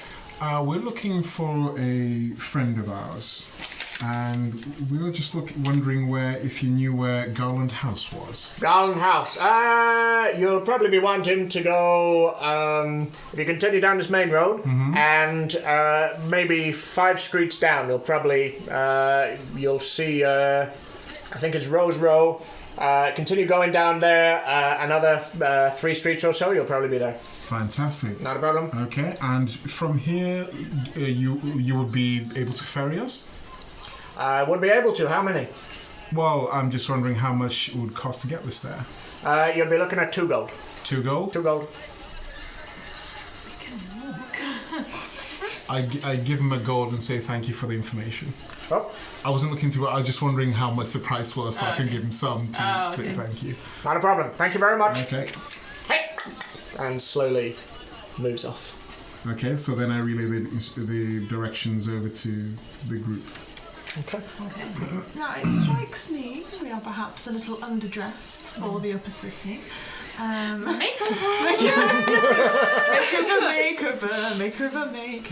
Dun, dun, dun. I feel like it's always you this. Now, I feel like Scarlet my is a woman clothes of are taste. great. These are my makeover clothes. now, I feel we have 2 options. I think originally we might be able to pass as we are, but if we are going to stay in the upper city longer, we might need to find accoutrements. But I would recommend, perhaps now Dalifar has the directions for Garland House, we go there very confidently, as though it is very normal that we are here. Why don't we go there Scatter separately, out first. Yes. individually, rather than in a group of like That might unusual be looking more- people? That might be more appropriate, yes. Yeah.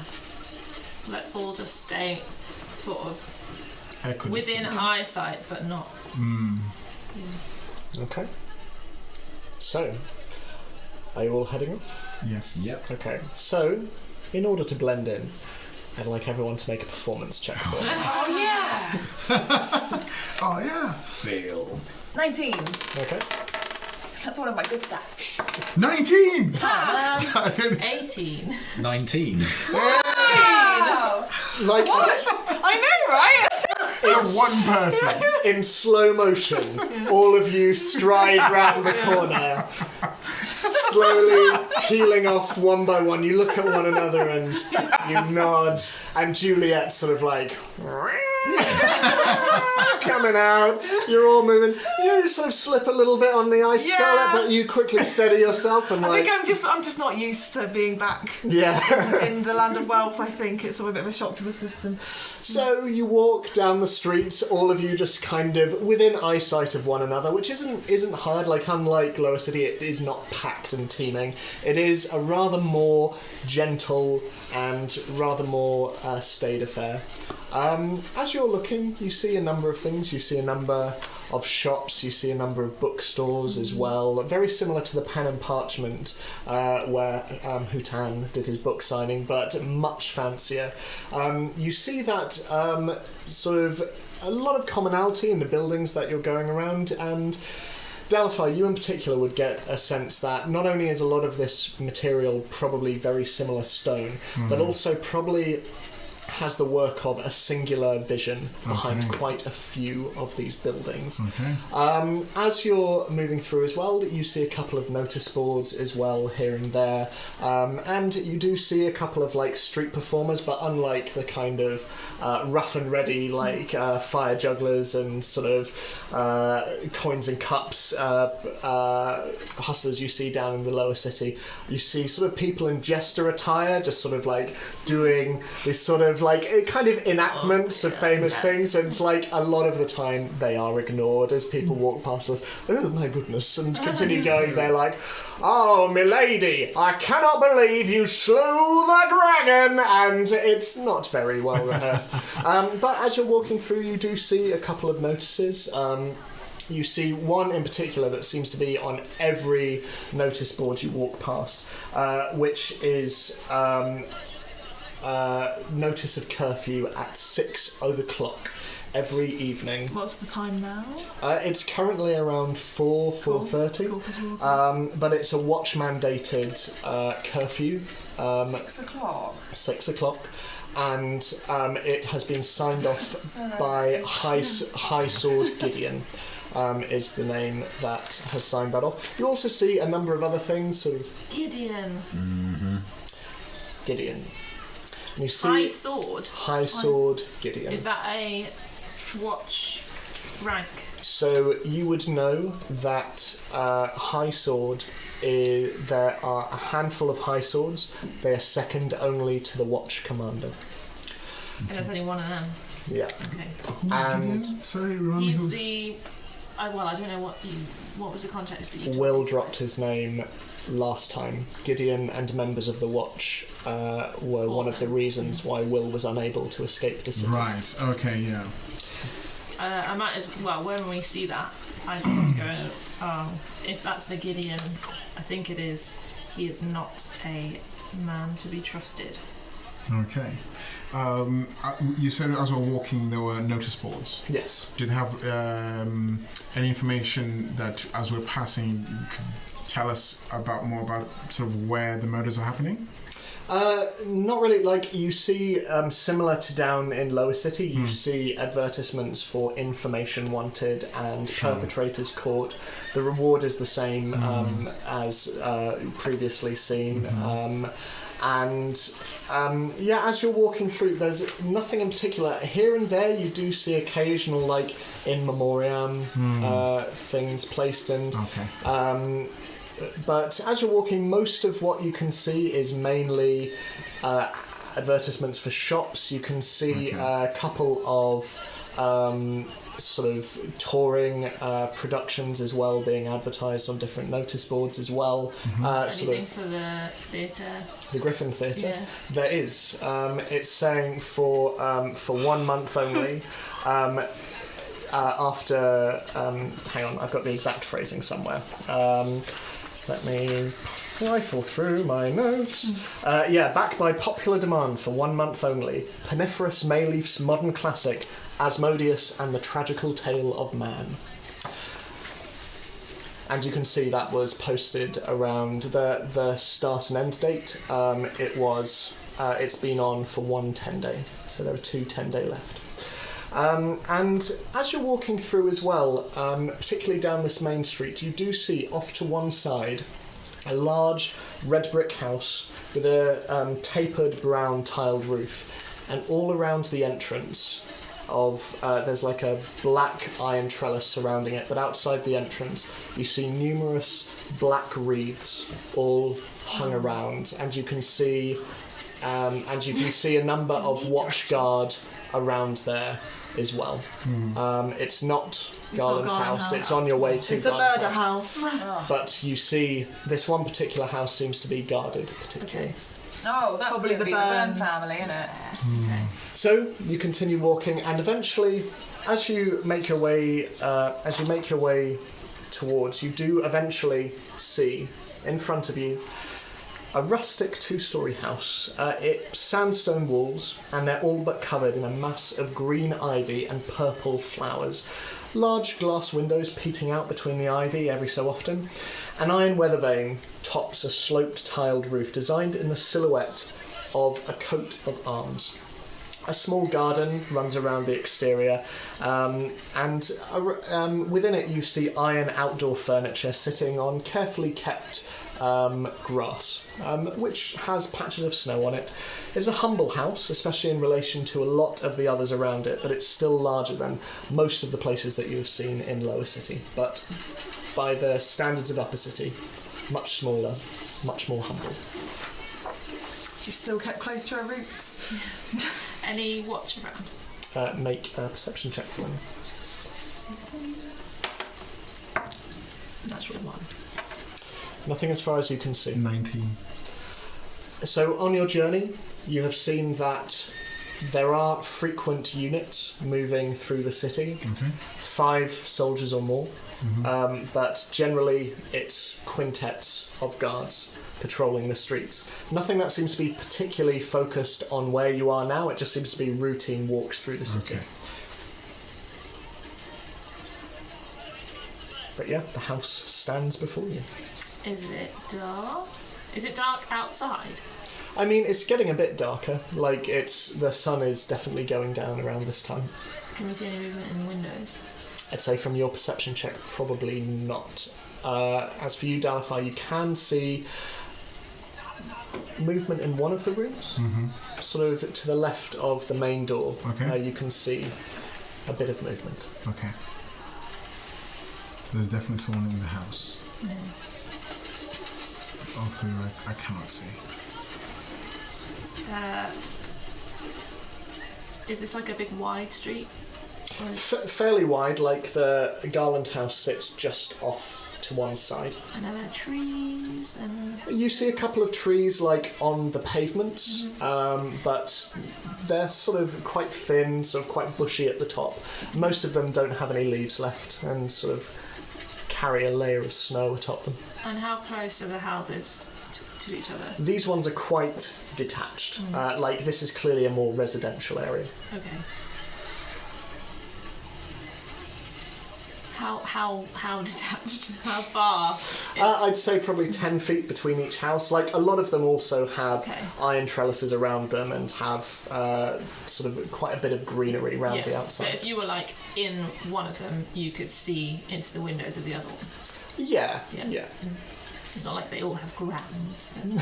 No, not all of them. Like, even though it is fancy, like, and certainly the one you passed with all of the wreaths around it, that was kind of more of like a wide garden, sort of large enough to fit another house. Yeah. But round here, it's mostly just sort of individual gardens and Okay. think like kind of Kensington-esque in terms of like, Yeah. yeah. I mean, there's not. I mean, Kensington is like mainly attached, but Yeah. yeah. Okay, and what's behind the houses? There are sort of further streets, and you see other houses as well. I suggest we all find a place to wait away from view. And everyone can keep an eye out to see if anyone arrives or leaves, and I'll see if I can. Maybe we can both see if we can see any more detail. I think it's probably a bad idea to climb on roofs around here. Maybe. The guards seem a little bit more engaged. Does this one have fence around? Has a small iron fence, but only up to around like chest height. Okay. Are there windows all the way on each wall, or is it one of those where there's none on some? Yeah, no, it's sort of all the way around. Apart from sort of the back of the house, you can see like there's a single window, sort of towards the back of the house. But Okay. Great. Let's go that way. Okay. okay. So what are the rest of you doing? kind of trying to stay out of sight and as far as away with that, whilst being able to keep an eye on the house. Okay. So you all make a perception check. What are you two looking for? Somewhere to hide with a good view into the house. Okay, make an investigation check for me then, please. 23. 23. That's 20. That's 20. 10. 10. So, Because I'm helping, does Tara get advantage? yeah, if you'd like to do it that way, Yeah. yeah. So, Scarlett, you are It was 19 and that's I'm too blown away. being back in was your my element best is idea. such a relief to you. It's been over a month since you've been, I mean, probably more, Yeah. since being in beautiful, ostentatious wealth Yeah. and glamour. I'm kind of imagining that you can smell really great food and you are floating. Yeah. Nose up in the air. You two sort of watch, and as you're doing so, like, again, you see some of the watch, like, moving past the street, and you're able to sort of keep out of view, but nothing out of the ordinary. Okay. What did you get? I got a natural 20. Natural 20. A 19 and then a natural 20. So what does your investigation stat make? It makes it a 23. 23. So, going round the back of the house, sort of as nonchalantly as you can, you look through this window in the back, and you can see on the top level the windows continue to go all the way around the house. Bless you. But at this ground level, looking through, you see what looks to be a kitchen. Quite large, and you're looking from the other side of the fence, so it's quite a distance away, so you can't make out everything, but you can see a large wooden workspace in the middle of the room, and there's a lot of dough over it, and you can see someone in sort of chef's clothes, just a human woman, sort of greying hair, sort of pulled back, and she looks quite homely, and she's just like kneading some dough. And you can see sort of a little bit down from this, you can see a door that leads out into a small path, and round at the other end of this path you can see sort of a pile of what looks to be rubbish for collection. A path from... So there's the back of the building, Yeah. a door, there's the window, and the door has a path that leads to sort of the iron Right. gate goes not gate, but the fence goes all Yeah. the way around. Okay. Right. And there's only one window. Only one window sort of at the back on the ground kitchen. level. Yeah. What about above that? Above that, you can see a number of windows kind of equidistant around the entire Any of them first open? floor. No, it is very cold. What kind of windows are they? Are they openable or are they like...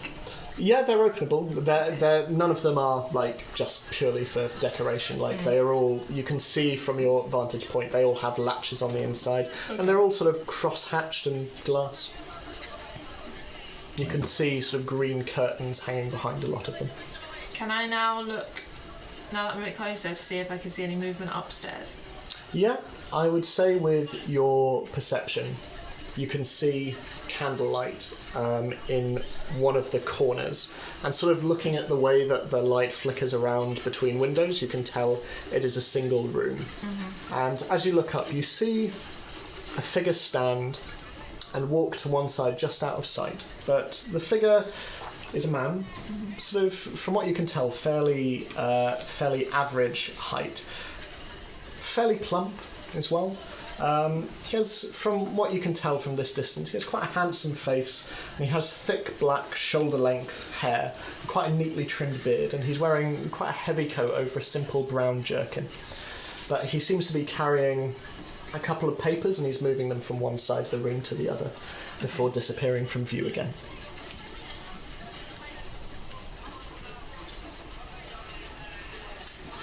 Also, can I borrow your charger? Because my... Yeah. Sorry. Is it going to reach? Oh, it suddenly got really quiet in the opposite. Yeah. You want the whole thing? Or you want it plugged in? I just need it plugged in, if that's okay. Sorry. Thank you very much. There we go. That'll be fine. Yeah. You saved it in. Any ideas? I was kind of following your lead. Okay. I mean, we don't know if she's even in the house. seem to be a fair few people about as well. There's definitely two. How deep is the house? Like, if I know that there's this room with the man in, is it likely that there's another room behind that? Yeah, you would guess, like, I have the map somewhere. I think it's 80 feet. 80 feet by 80 feet, roughly. Okay. I think so. It's quite. I can't comprehend that. I can't, like... Yeah. But yeah. Like, you can tell there would definitely be other rooms sort of beyond what you can And see. how many floors? Just the two, so the ground Okay. and the first floor. Okay. I mean, I can go in and be invisible for an hour, but if she's not in there, I'm not sure what that's going to accomplish. And what's the other option? That we just go up and knock? No. No. I think the other option is that we just wait and watch from the outside. To see if she's there. Yeah. But what if these people don't leave? Oh, it's okay if they don't leave, it's just whether she arrives. Right. Because we want to talk to her on her own. Yeah. But if other people in the house hear her talking with strangers, Well, will they it's not? a big house. Okay. So we just need to scout more and see if she's around. Yeah. Can we go around to the other side without being seen? Yeah, I mean, it's a busy street, so yeah. So basically, I just want to kind of just try and see if I can see in any of the other windows. Okay, make a general perception check. Are you helping Xenion? Yep, so just roll to advantage. The same Same thing both twice. times. 11. So you're trying to be inconspicuous as you do this, and you can see that there is candlelight in a few rooms. And you start to get like a vague sense of the layout of the building, but it's hard to make out any specific movement. How many feet away are we from these rooms? I would say, so it's around 15 feet from the fence to the house. So you're probably, if you're trying to stay away, you're probably 10 feet away from that, so 25 feet maybe. From the edge of each. From the edge of each outer wall.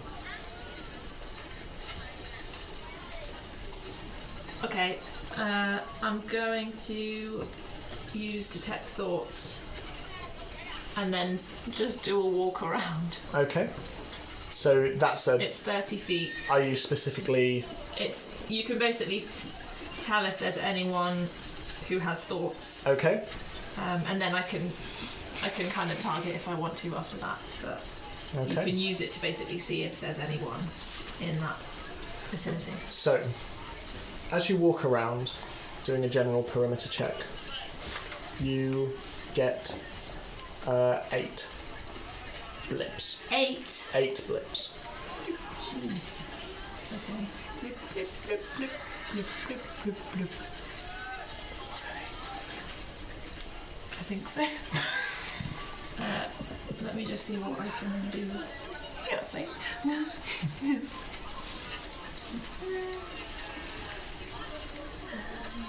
Okay, it lasts for a minute. So I can learn this. So I can focus on any one creature and learn the surface thoughts basically without them realising. Okay. So can I go through each of those for a minute Yeah, sure. and just see? So, for expediency's sake, 5 of those, you hear one going, hope this pie turns out all right. Master's had a rough day of it. And you can hear a couple of other similar thoughts, like just sort of everyday chores. You get a sense that these are probably household servants. You hear another thought.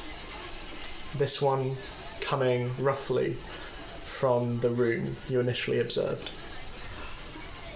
Right, that is the blueprints for that, and I'll have these ones taken across to my father in the morning. Right. Here another, down roughly to the left of the front door, and I don't know what to do about him. I just don't No. And there is another voice, a lot younger, very innocent. And it says the following. The bone men come in the dark of night to steal your breath and snuff out the light. So do your chores, we'd hate to mourn your loss at the hands of the marrow-born. And it seems to go over and over, cyclical. Okay. The marrow-born, that's come up, hasn't it? I think so. Definitely remember that word. Don't do more. Are you sure it's come up, or are we just thinking about Manor-born? No, I thought it had come up. I mean, you would know. So, the marrow-born you first heard of back in Waterdeep. So, when you first encountered the corpse of Gerald Porter, he was killed while investigating a fairy tale known as the Marrowborn. Okay. That gets the purple highlighter, which is important. I wasn't there for that session, so... Yeah. Scarlet was, so I guess she knows. Yeah. But, so you know from the sergeant that you spoke to back in Waterdeep that the Marrowborn is a fairy tale. Yeah. When I hear these thoughts, can I hear their voices? You can, yes. So do I know if one of them was Mary? So the one before the child is definitely was Mary. And that's left of the door? Front door, yeah. The front door. Sounds different, sounds older. Yeah. But you recognise the voice. And who's the closest to her? Were there any servants, near there? Most of the servants were towards the back, near the sort of windowless area, certainly around the kitchen. You caught one, upstairs, and they seemed to be going about business tidying the bedroom. Okay, right.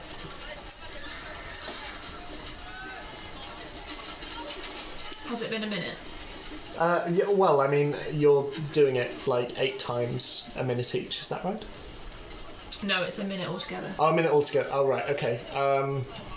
I mean, yeah, you get all of that information. Yeah, it will have been a minute, Just definitely. power walking around the house. Yeah. But yeah, you would have... That all condensed into a minute, yeah. Yeah, okay, right. I'll go back to Zini, or turn to you, or whatever. So, 5 servants.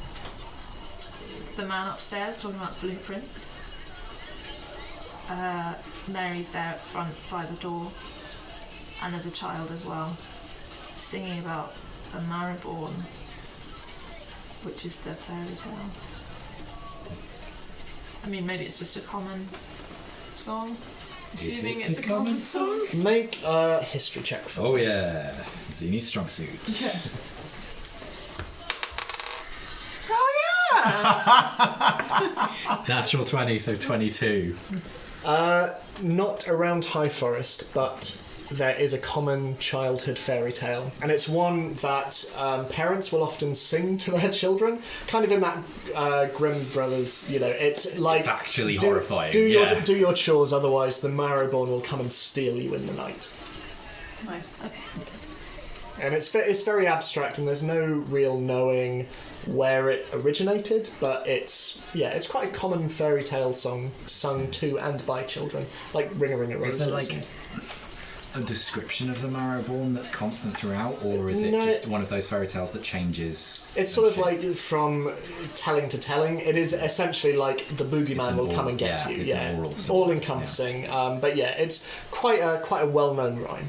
Did we, when we were investigating the guard that was investigating the Marrowborn? Yes. Do we know how he died? You don't know. You just know that he was pursuing a fairy tale known as the Marrowborn. Right. So it must be real if he died. You might have stumbled on something else. Yeah, that's true. Okay. So the room that Mary's in Is there a window? Yeah, there are windows. There's candlelight in them. Can I... Right, I'm going to go and look a bit closer. Okay. Are you okay to hang back? Hang back. Maybe you could keep an eye on the other people in the building and let me know if anyone's coming. I'll try my best. I can see. How would I let you know? Bird call? Okay. I'm going to creep Okay. closer. Make a stealth check. Still wearing your mask, by the way. Oh, yeah. Okay. Love it. It's not winter terrifying themed. at all. I mean, yeah, It's like that face, Hush. that face coming up to the window. Jeez. Well, I'm imagining it's like all black with the hood up. And single And then like white face. it's like a cult outfit. What am I doing? Stealth. It's a little bit V for Vendetta. It is. 13. 13. Let me draw it. So you're moving and sort of you push the gate open and slowly walk in. And as you move over to the window, I'm assuming? Yeah. So you move over to the window. No. And as you peek through, it's kind of misted up, and you can see in front of you there's a fairly simple room, still very fancy by lower city standards, but you see plants hanging from the ceiling in very delicate vases, paintings mounted on the walls, each displaying vistas and small portraits of one figure who sits before you now and the other figure that you saw up in the office above. Yeah.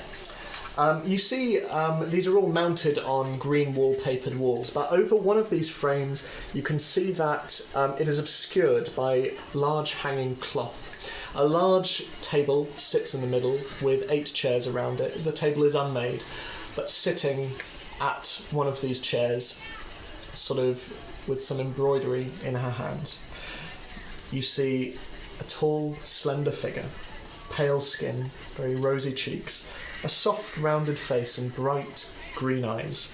She has long brown hair flowing over her shoulders and a simple but fairly expensive-looking green dress with long sleeves that trails on the ground as she sits there. And around her neck you see a simple black ribbon choker that, as she turns around, you see obscures the back of her neck. And she's just sat there, silently embroidering. Which way is she facing? She's sort of facing. She's facing the wall to your left, so she's sat with her side to you. And how big's the room? Fairly large. Okay. Can I have a look at the window and see how easily I could open it and how wide it would open? I mean, it opens very widely, but you'd have to literally get between the crack and lift the latch before opening it. Yeah. And how quickly do I think I could do that? It depends on how well you roll. Yeah. Okay. So, is there a fireplace? Yeah, there's a fireplace at the other side of the room. Okay. Can I use prestidigitation to create a puff of wind from the fireplace Okay. to spill out some Embers. not Yeah. embers. I like Just like some Some dust. smoke. Not so much that she'd need to call a servant, Okay, sure. but just a bit Okay. to distract her. Yeah, so you watch as smoke just drifts. It kind of drifts over the surface of the table, and as she sits there, you just hit. And she looks over to the window and not the fireplace rather. Just you. She looks over to the fireplace and just and she stands and she slowly moves, not to the window that you're stood at, but the one opposite her. And she just opens the latch and just leaves it open a crack, and she stands there for a moment just looking out. Well, while she's doing that, can I use my double proficiency in thieves' tools Yeah, to open the window you can. quietly? Yeah. Make just a straight dex check. Yeah, with double proficiency. Mm-hmm. Natural 20! Wow! Can I just add the numbers Yes. for that? Yeah. I only have a +2, so that's 22, 28. So you just It's not that good actually. looking round. You 28 just is pretty solid. and you quickly open it, and Zini, you're watching from afar, and the rest of you as well are kind of watching as this black figure just sort of quickly in and Point of order. My passive perception is 21, yeah. so I don't even see what you've done to the window. Yeah, you just, How it's high you are. almost as though she She's just put her hand on it and just, it opens. And like, wow. and the window closes behind you, and you find yourself on thick green carpet. Is the door to this room closed? Yes, it is. Okay.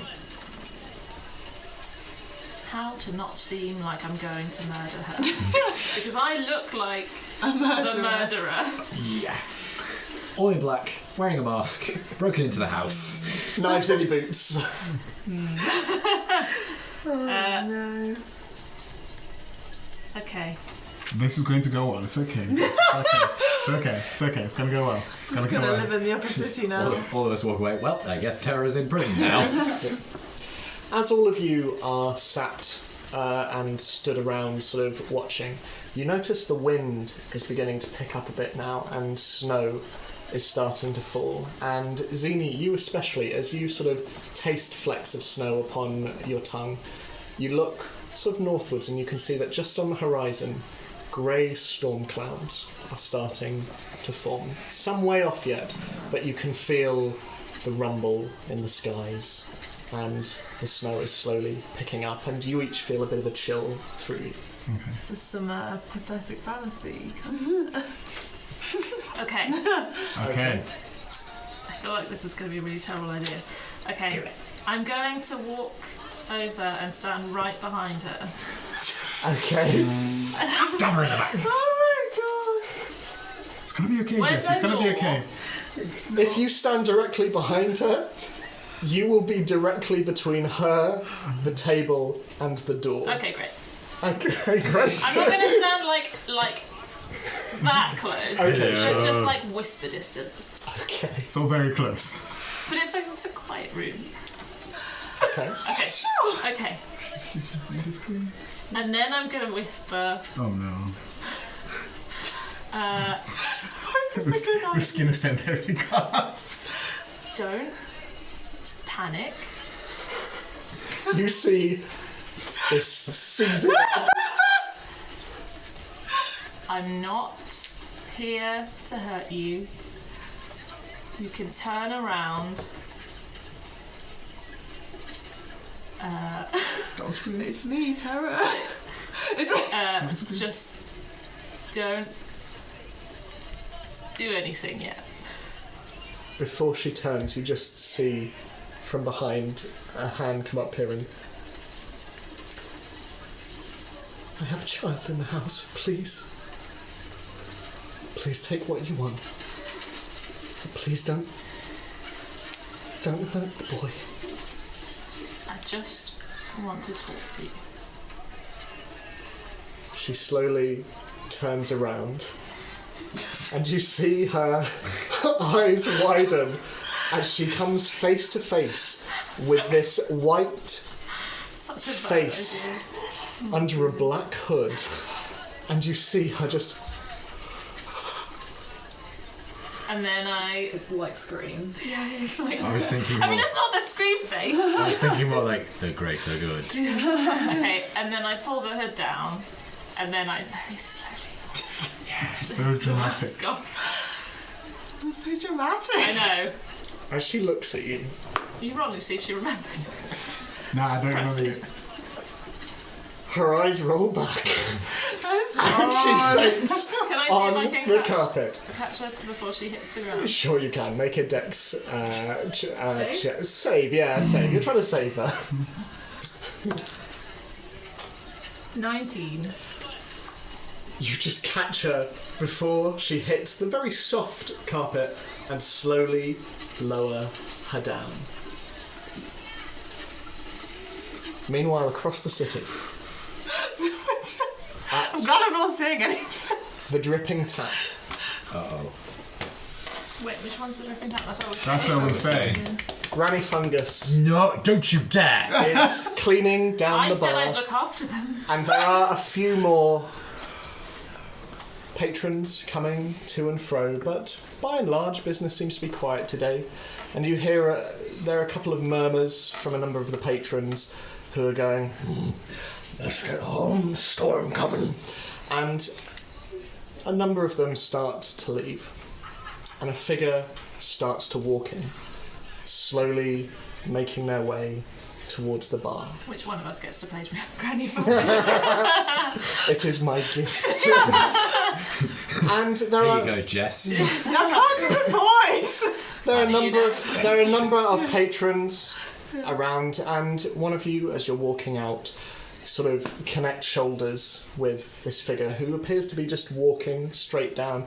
He's sort of wearing a long brown cloak and a scarf wrapped around their nose, long black hair coming down, slowly striding over to the bar. And Granny Fungus is there, just wiping down. She looks up. Hello! How can I help you? The figure just pulls down their scarf, and a beard comes over the top. Leaning down, bandages wrapped around the wrists, and black gloves over the hands. His gaunt, sallow eyes meet hers. I'm looking for a room. And that's where we're going to end tonight's session. So, why did you think that was a good way to... Hello! She would scream otherwise. She would scream. Hand over her mouth, She would which scream was much otherwise. I love it. I loved it so much. Jesus Christ. worse. Don't see you coming up. Well, thank you all so much again. 2 weeks seems like a really long time, but we will meet again in 2 weeks. In the meantime, please like, subscribe, click the bell icon, and you can get to see Catherine dance a little bit more. This is This ringing doesn't the ring bell. bells, I have no. 2 drumsticks Yeah. and I'm hitting the bell. Oh, I thought that was right. I thought it was I thought just it was a ringing joyous hands. It was really not clear That's at it. all. That would be more like this. Yeah. This is like this. The bells are here. They're like, where's the car? And we're like, where's the car? We'll see you in 2 weeks' time. In the meantime, stay safe. We love you. And yeah, have a great 2 weeks. Bye. Bye.